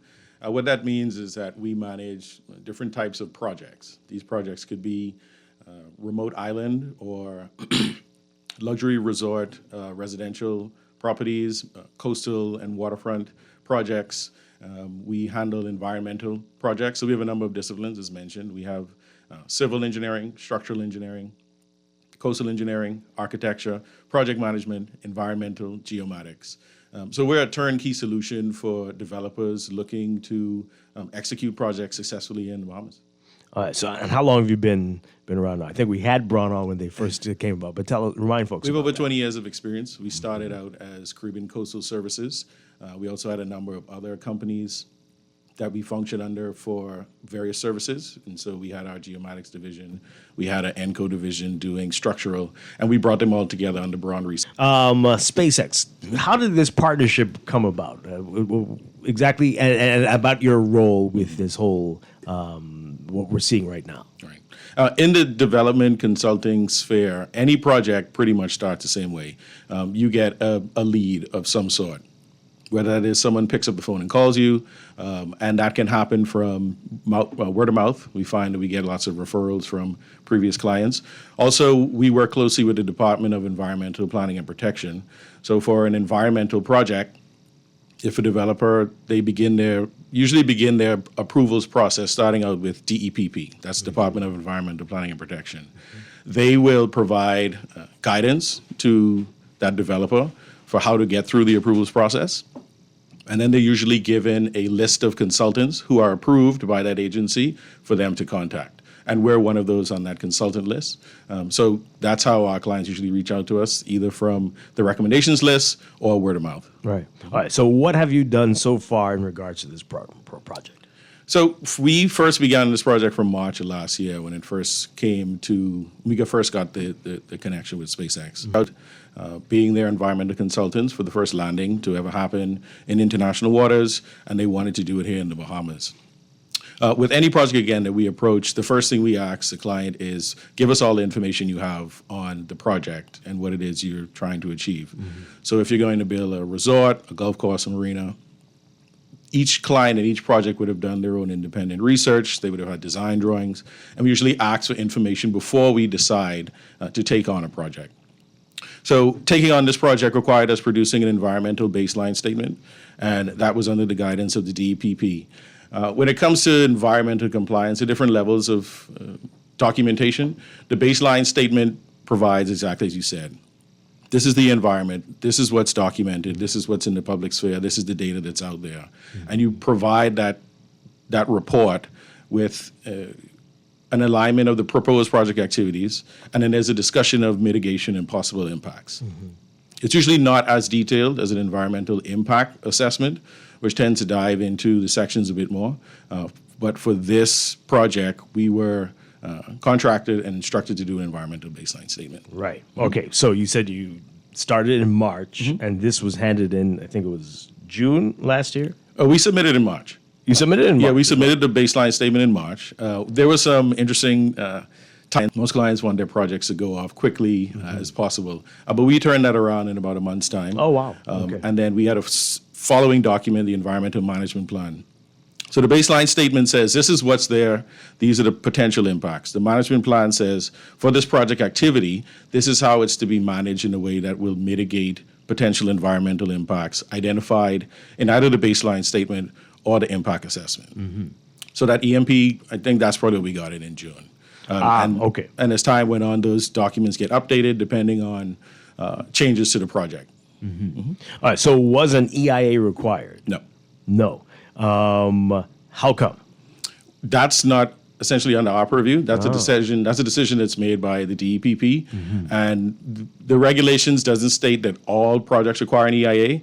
If they're going to get a CEC, which is a Certificate of Environmental Clearance from DEPP, there is some level of environmental documentation that's done, and it's up to their discretion what it is that's produced. So based off of the project, the project was a transient activity.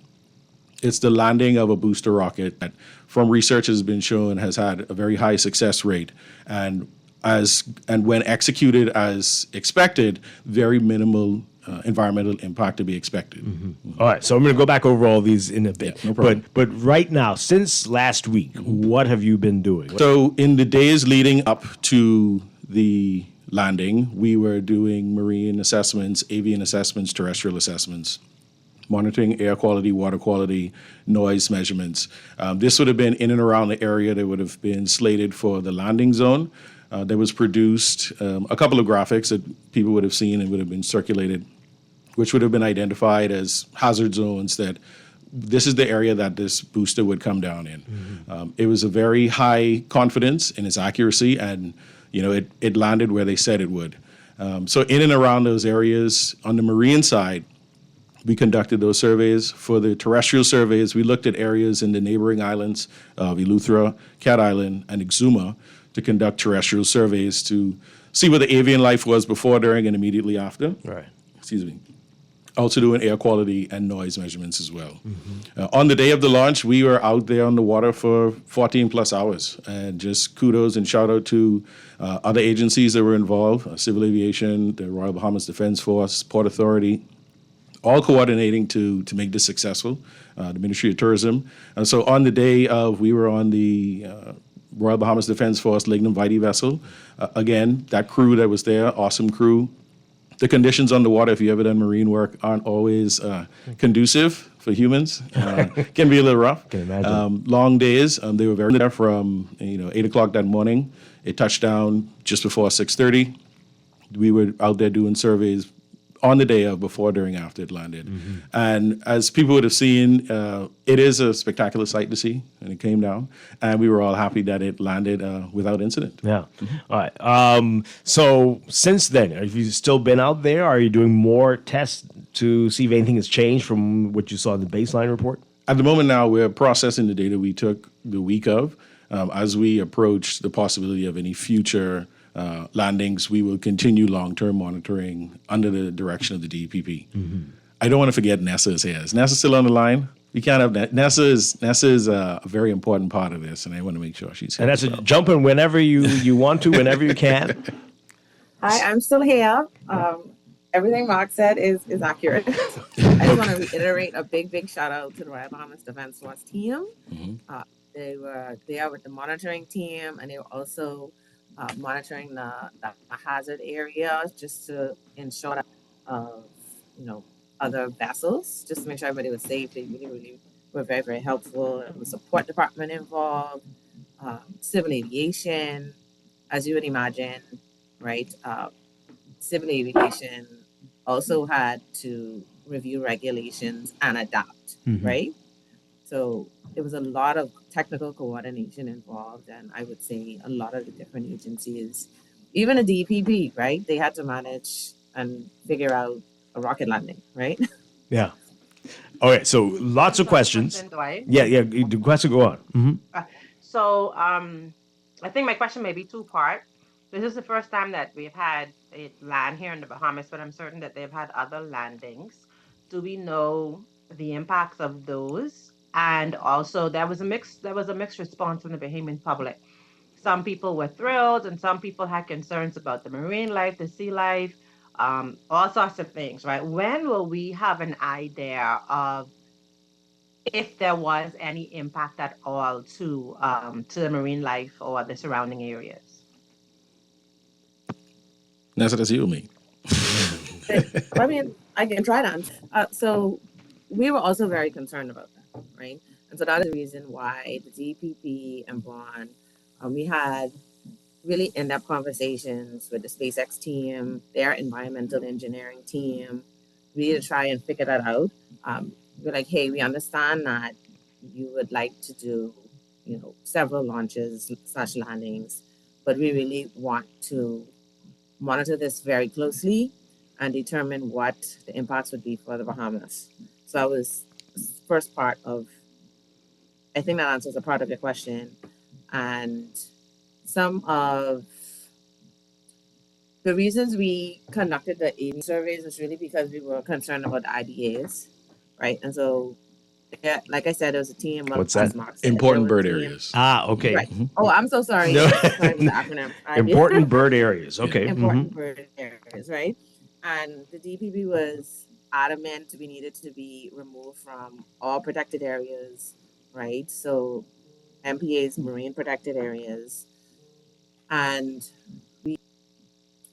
that was the reason we really planned to create or develop, produce the post-launch report where we would compare baseline information with information collected the day of the launch and information or data collected after the launch.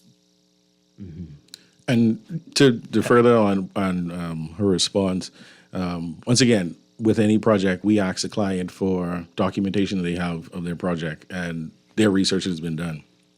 So SpaceX, they've done and produced their own research. The FAA, if you look at the EBS, there is an EIA that's been attached. That was an environmental assessment attached that was done for the FAA that looked at similar parameters that we examined in our EBS. Looking at their EIA and the methodology that they used, the results that they came up with, it also provided us with more confidence in what the impacts could potentially be here in the Bahamas. And that's how we handle it in most projects in terms of using research. I know persons jumped on the desktop research comment, but that's how any project begins. You look at you make a decision from them. So are you bringing this down into short term, medium, and long term, or how extensive will this research be that you're doing post this landing? So this is around the immediate landing of the booster. As people would have seen in the paper, there are plans for future launches. There's no dates proposed, but each landing, each landing will require its own set of environmental approvals. And so it does not have a carte blanche approval to continue landing rockets. So we learn from each one. We do a lessons learned, we'll do a debriefing, and we look at potentially what the next landing may look like. And we will adjust our methodology from there using input from DEPP, SpaceX, the public, subject matter experts. So each time we will look at it with. So, those of us who were in Nassau, I remember that night very vividly, and I thought something. The sound was so loud. We were in Nassau, and of course, this happened off the Exumas. Some people felt the earthquake, some people felt different things, right, all over Nassau. With the loudness of the landing, are we confident that those sounds are not sounds that would create havoc underwater for us? So, and those concerns people have are valid. From what we've gotten from various reports, depending on where you were on each island and which side of the island you were on, you would have felt and perceived the sound differently. We were the closest to the booster when it came down, and so we were within 2.5 nautical miles of the drone ship. Who's we? We being the Braun team doing environmental monitoring and the Defense Force crew. There was also the tugboat for SpaceX. Yes, DEP was also there, and the support vessels. And when it came down, we had our sound meters there, and it registered 99.1 decibels on an A-weighted scale, which essentially is like a thunderclap. However, sound travels differently over water than on land. It does not penetrate water the same way that it does on land, and so it'll be perceived differently. From the studies we've shown, that's been shown and been done with sonic booms and its impact on being transmitted into the water, those sound waves die off within the first 30 meters of entering into the water. So, for example, where we were on the boat, yes, we heard what sounded, I would describe it like a loud thunderclap. It sounded like New Year's Day fireworks, but somebody on the south side of New Providence said that they felt like their house may have vibrated. And so just like thunder, which is like an explosion, right? Right. And so it's how sound travels over water and interacts with solid objects once it gets on land.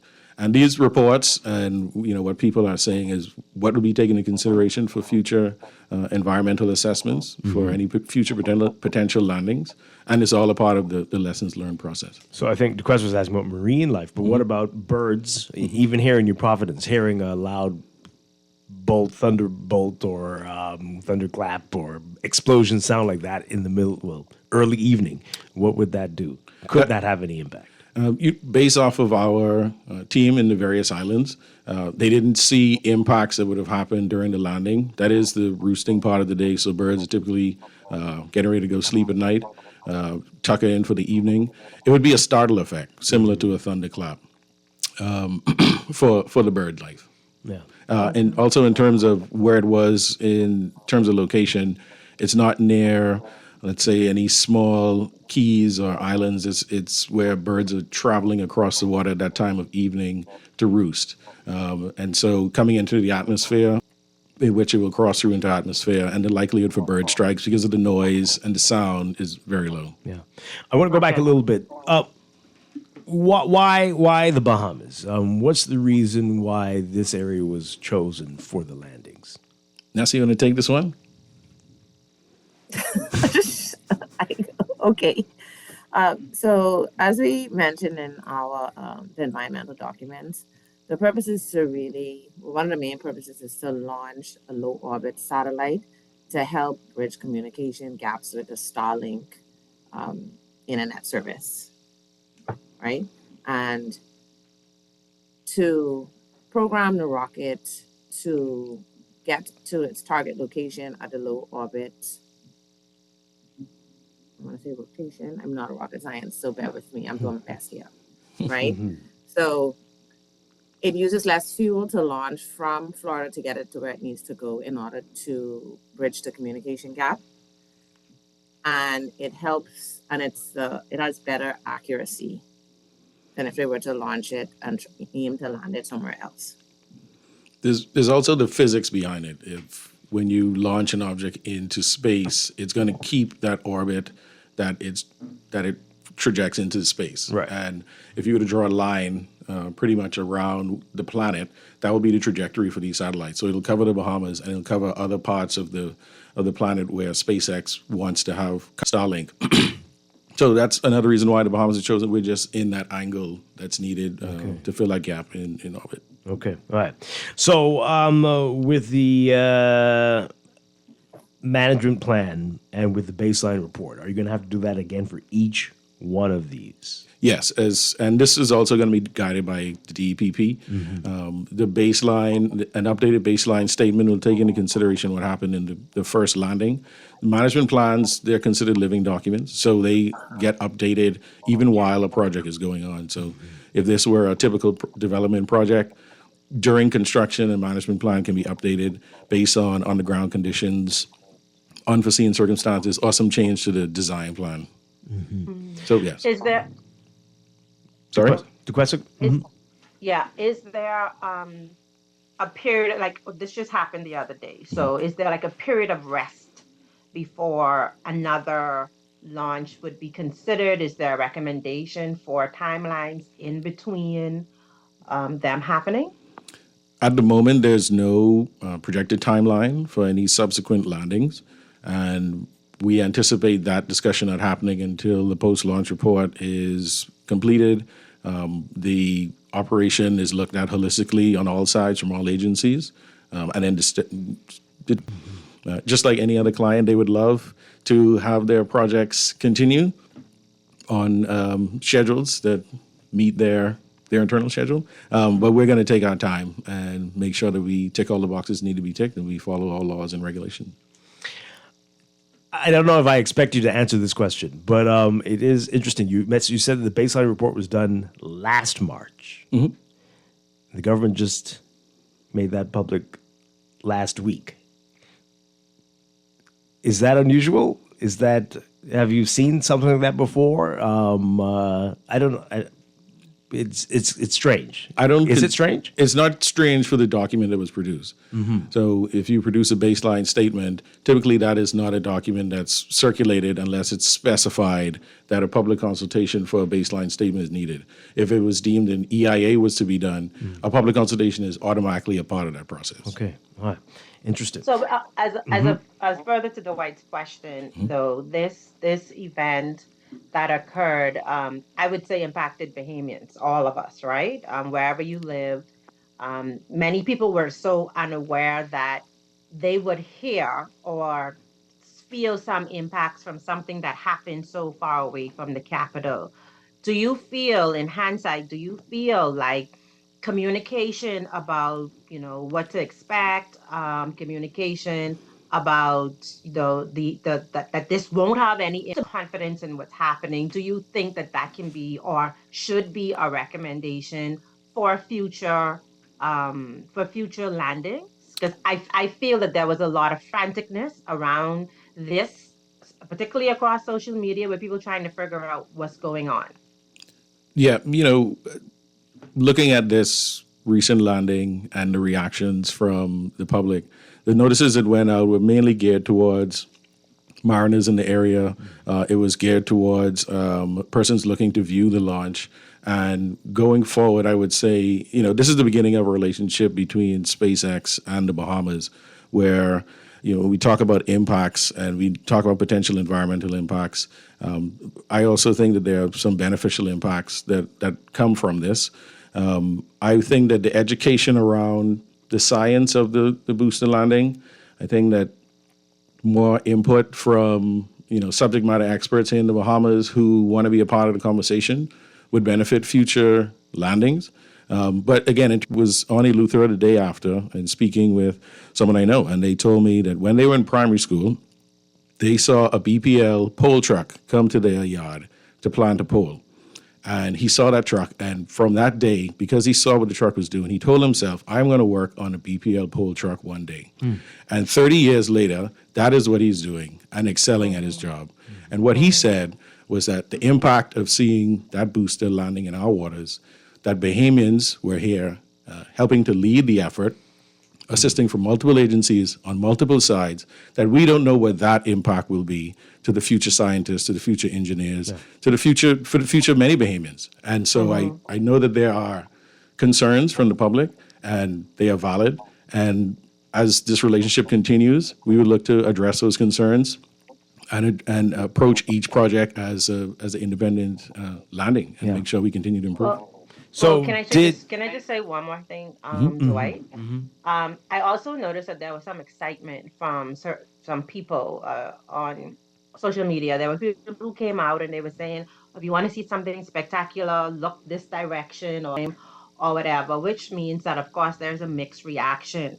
But I think that having people that generate that type of excitement will help those who are not in the know or don't know what to look for, don't know what's happening or whatever, to really see it without jaded eyes. So perhaps the next time that could also be a consideration, having information, and maybe it's not for you to do, maybe it's for SpaceX or whoever is doing it, to put that out there that this direction is the best direction to see something spectacular. Get your cameras out, capture video, maybe give a prize or something. I don't know, but just get us more on board with what's happening. And I don't know, maybe you can share your thoughts on that.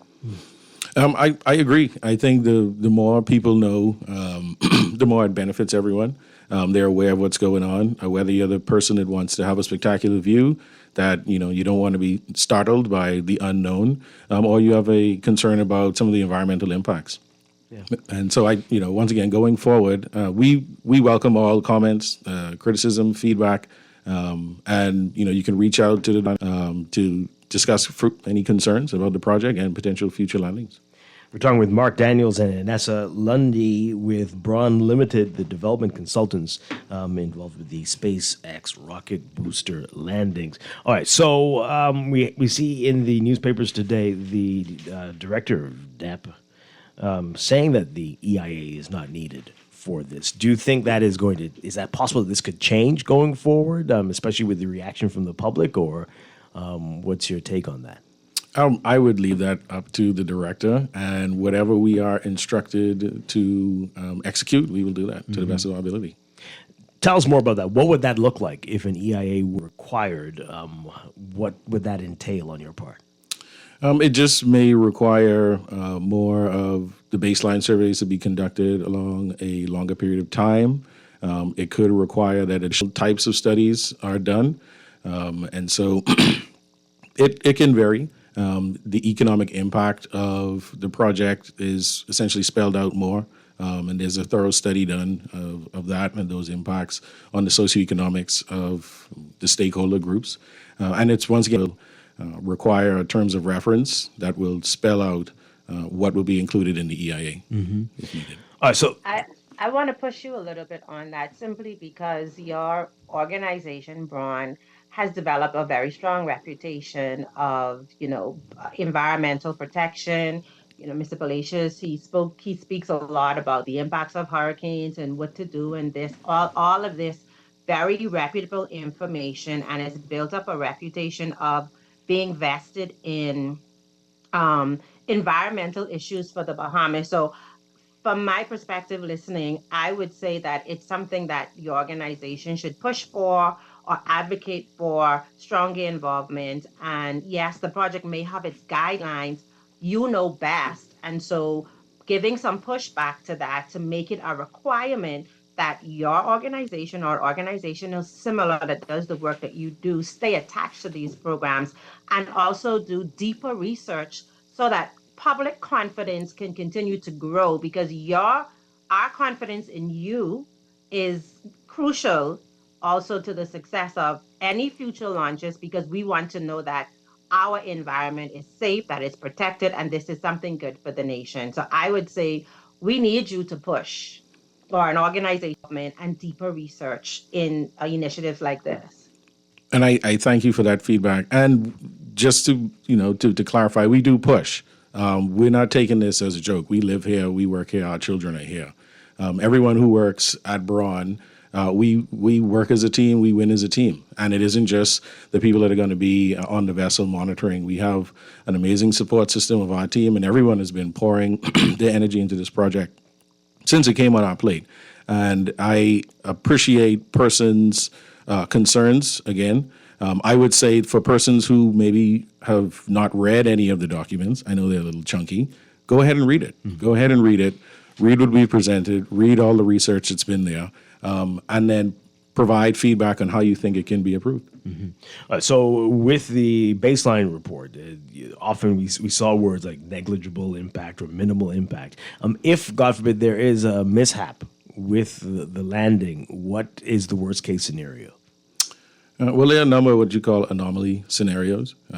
So I guess most people think of a catastrophic failure as the worst case scenario, and it would be where that's located, and when and if and when that would happen.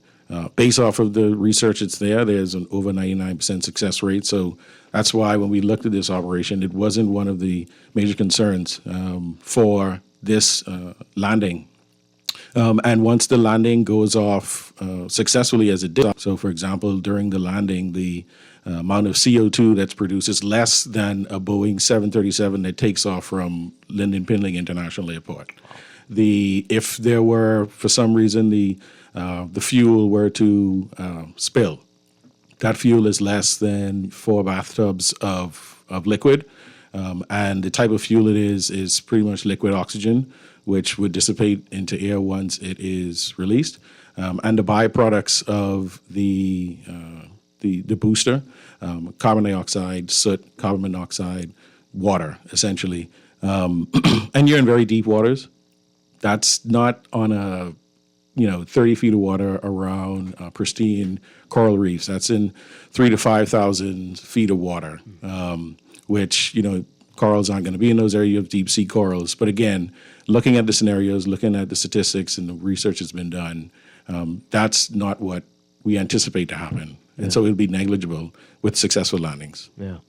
Were you surprised by any of the commentary that you've seen or heard since the landing? Anything like this is people like really out there and not getting it? I I've seen some of the comments. I think they're genuinely people who, this is the first time this has happened in the Bahamas and internationally for rocket booster landing. So there's definitely a learning curve, like an exposure, and people just learning about the technology and feeling confident about it. And I think a majority of people fit into that category. There's always going to be, sidewall comments and people who have personal opinions. But the facts are what we've presented in our document. The facts are the research that's been done.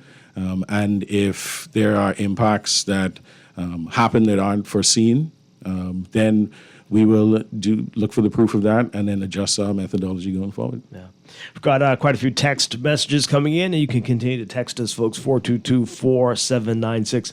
All right, so based on what you're saying, somebody's asking as well, did we not know that Nassau was going to experience the boom, or was it not a certainty, or what was the reality there? What did we know before that happened? It was expected that it would be heard. It was expected that the flight would be seen by everyone in the country, that the boom would be heard at least by islands that were immediately surrounding the launch site. So that would be Eleuthera, Cat Island, Exuma, New Providence. Okay. All right. This text is asking, did you deploy sensors or cameras to measure the number of sharks, whales, turtles, etc.? Those types of sensors, so that would either be that you send down a sub to monitor the area because that's deep water, or you use underwater acoustics. We did have a hydrophone in the water that was recording ocean sounds. On the day of, and while we were doing our marine surveys, we were looking for breaches by marine mammals or other animals in the area. There are other techniques for determining movements. There are tagged species that are moving through. And those persons we can always collaborate with on potential future landings if they have data to share. Yeah. You can take a call? Yeah? Go for it. Okay, let's take this call. Good morning, caller. You are on the air. Yes, great show as usual. Dwight, new guest. How you doing? Thank you very much. Right, okay, I have a question for your guest, right? Okay, he's from the Bahamas and everything, right? And he knows how Bahamians think. Wouldn't it make more sense if the company actually educated the Bahamian people and the citizens at least a year in advance about the program, so they alleviate any concerns that people have? And also, right, I think that my personal view on this is that they didn't take out a noise pollution situation pertaining to rockets. I think that's going to be problematic in the future. But I also think that it's a good idea. It provides the country more than just sun, and sea for the tourists, and it should attract a lot of people coming to the Bahamas. So that's a plus on that end. So I hope things actually turns out for the best and nothing bad happens. Okay, thank you very much. First part of the question, was that up to Braun? Was that up to SpaceX? Is that the government? Whose responsibility would that have been if that were going to be the case for a longer education period? That's probably a combination of all parties involved. It's led by the Department of Environmental Planning and Protection and their mandate for providing the environmental approval for this project. I think there are also other agencies that are involved. Again, Civil Aviation, Port Authority. There's probably a Ministry of Education component to this, again, because it is a historic event. And the feedback that we get now, the discussion has, I would say it's begun, but discussion is definitely going on now. And I think there is room for more public education. So maybe you all don't get the crazy messages we get, but Your phone is low. Twice, there's two different people texting to say that SpaceX is responsible for the weather we're seeing today. Now that's insanity, right? That's not the project we were signed up for. Oh, that's funny. Oh boy. All right. So you talk about when will we see that final report on this landing? You're working on that now, is that right? Yeah, we're working on that now. In the EMP, we listed up to 8 weeks for us to produce that. We'll push to make sure that it's done and people can know what the impacts were from this landing. And But do you share that publicly, or does that go to the government and they have to share it with us? It'll be submitted for review by the Department of Environmental Planning and Protection, and then typically they get released to the public once it gets approved. Okay. Typically when? Oh, I can't explain that timeline. Because That stuff was last year. We just saw it. Yeah, Anyway. so you But can that's count them. the, That's not a LeBron issue. That's them, right? it's not a Okay. Bron. 'Cause just anyway. Good morning, caller. You're on the air. Yes, good morning, Dwight. Good morning to your guests as well. The initial information that we got that there was some, 19 or 20 of the scheduled landing. Is that correct? That is what SpaceX has outlined as their overall program. There just isn't a timeline on when the other landings would happen as yet.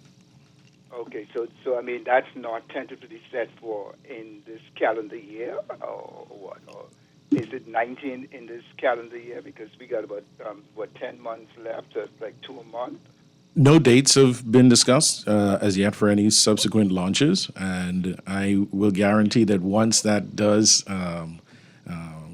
is determined, that will be shared with the public. All right. Okay, thanks a lot. All right, so this is exciting work that you all are doing, without a doubt. And if people were inspired by what happened last week and now hearing about the work that you've done and will be doing, what do they need to do if they want to be like you, Mark, and Nessa? Tell us about things people should be thinking about. Nessa, you go ahead. I'm sorry, could you repeat the question, please? I was saying, if you're interested in becoming a development consultant and if you're inspired by the landing last week, what should you be doing? Oh, I would say learn about environmental science, learn about the different environmental consultants in the field. There's quite a few companies. You can study or look into marine science, botany, and now aeronautical science, right? I think it's important to mention that there are a number of environmental consultants who work in the private sector who started out with either governmental agencies or nonprofit organizations, root for the love for the environment. So I don't want people to not think of volunteering and joining organizations that are working on the environment. The Bahamas National Trust, Nature Conservancy, Brief, Friends of the Environment. You have a number of other agencies out there, Brimrow, that are doing work to learn more about environment, share information, and advance the study and research. And, what we work on, the types of projects we work on, we're proud. Bahamian-owned company, we're a young company, and we want to make paradise possible for everyone alike, including us. So I have to ask this, we only have about a minute left, but if in this period that you're doing this, looking at what happened, you find that there were some issues, there was some damage, some animals were impacted, what happens then? And we go back to the overall design of the landing. We look at the parameters that can be adjusted. We get with SpaceX. Once again, this is not a landing that was planned, even though the document went in, was begun last year. It's been 4 years in the making in terms of them programming this rocket to do this operation. And for each one, you look at all of the metrics that were measured during the launch, which happened in Florida, and the landing that was here in the Bahamas, and make decisions going forward. Mm-hmm. It could be, location. It could be something with the design of the drone ship. A number of things you can look at, and we'd collaborate with DEP and SpaceX to find a way to mitigate that. Mm-hmm. And do we know yet? We don't know when these are going to happen. But do we know if they're all going to take the same trajectory? Are they all going to be taking off from that part of Florida and landing in that part of the Exumas, or will there be some variation? I think each launch and landing will have its own unique parameters. But so far, for this location that it landed in, it's the preferred location if it's going to happen within the territorial waters. Okay. I got a quick question, Dwight. Mm-hmm. There was a lot of talk about this being like a tourism type thing, there are people that move around to watch these sorts of things. Did you see in your observations while you're on sea or around the area that there were a lot of people flying in for this? And does this have the potential to be another level of tourism revenue building thing? Yeah, I would say, we were stationed in Deep Creek, and on the day of the launch, there were flights coming into Deep Creek, persons who were viewing from South Eleuthera. there was a lot of boat traffic on the water, especially in the Exumas, who would have anchored a station off on the eastern side of Exuma to watch. Persons flying in on flights into Nassau who discovered that it was going on, and they can watch from their hotel rooms. SpaceX does have a phone, and we do think that there is potential for that. And, people can enjoy any future landings. Yeah. And as we go, how can people get more information about this? Read the baseline report. Is it available on your websites, or what do people need to know? It's posted on the Office of the Prime Minister's website. I think it's also on the Ministry of Tourism's website. I think it may have been posted on an online article with Guardian as well. And if you want to get copies of it, you can always contact the Department of Environmental Planning and Protection. Okay. Mark Daniels and Essa Lundy, thank you for being here this morning. Thank you for being open and sharing this information. I didn't ask you about any money and stuff like that. I had to restrain myself, but restrain myself. But that's not for you. That's for the government. But thank you for being here. Really appreciate it. Great stuff. We appreciate the opportunity, and thank you. We'll come back whenever you invite us again. Wonderful. Break and be back to wrap things up. This is Morning Glen Business on Guardian Radio 96.9.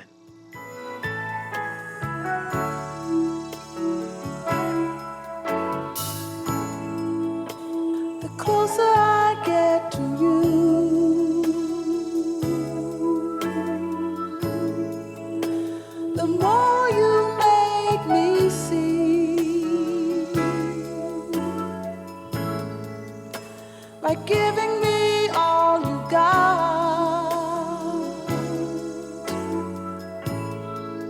Your love has captured me.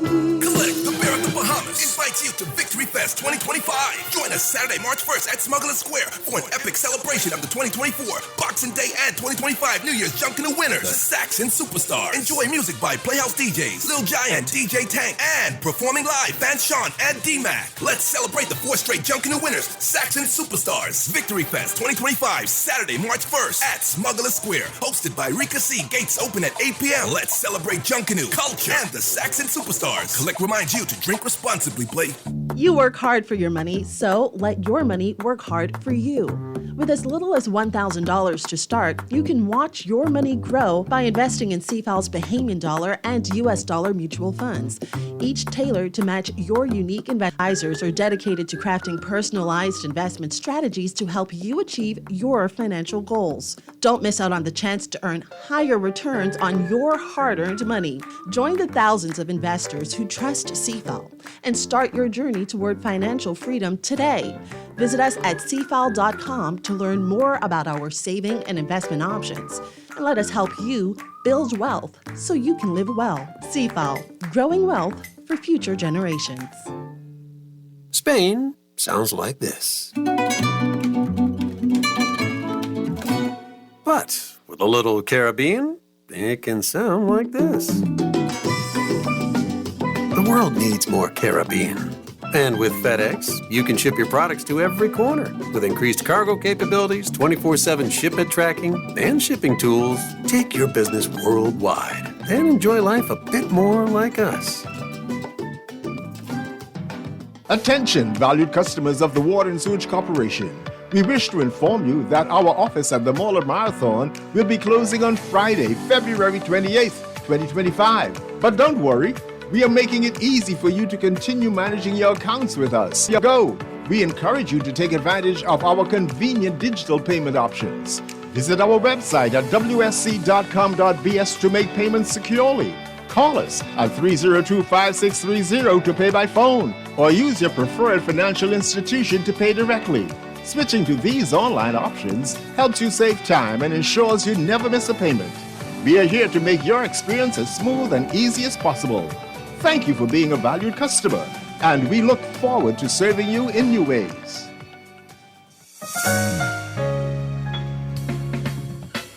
All those loans I had were so overwhelming. Fidelity's debt consolidation loan combined all my loan payments into one easy payment with a built-in savings plan that pays me unbeatable interest. It's time to make that move to Fidelity. Call 356-7764. Fidelity, we're good for you.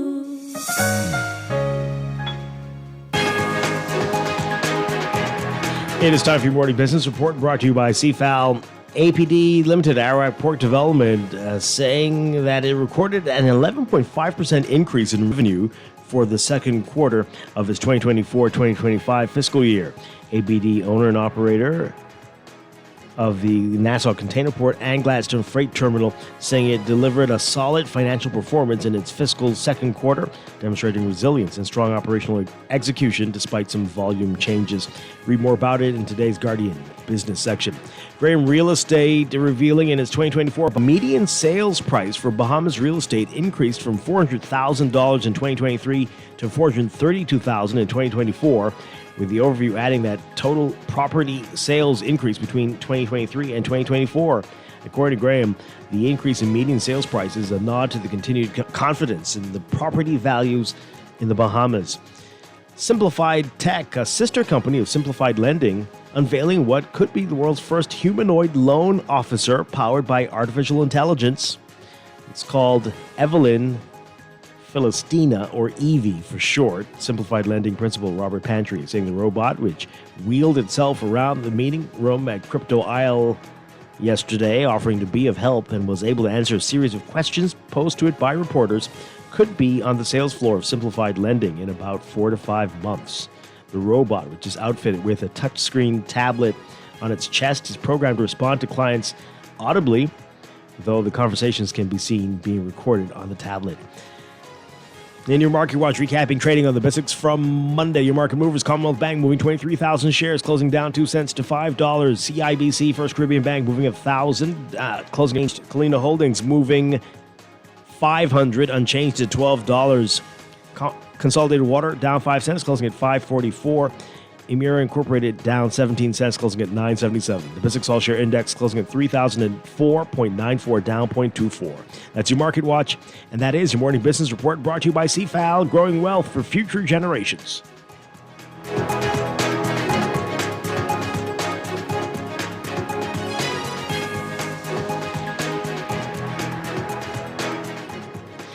And as we go, just an update on the severe weather warning that's in effect. The weather warning is in effect for the Exumas, Cat Island, Eleuthera, and their adjacent waters. For all other areas, the severe weather warning has been discontinued. We're still expecting to see these conditions throughout the day today, but should be improving by afternoon for most areas as this front moves through. So keep that in mind. Duquesa Dean, thank you so much for being with us this morning. Always a pleasure. It was such a pleasure. Thank you. Yeah, producer, we're going to end with some more Roberta Flack, as you remember this great, wonderful, talented artist. And everybody have a great day. Stay tuned for On the Clock with Aaron Green coming up next.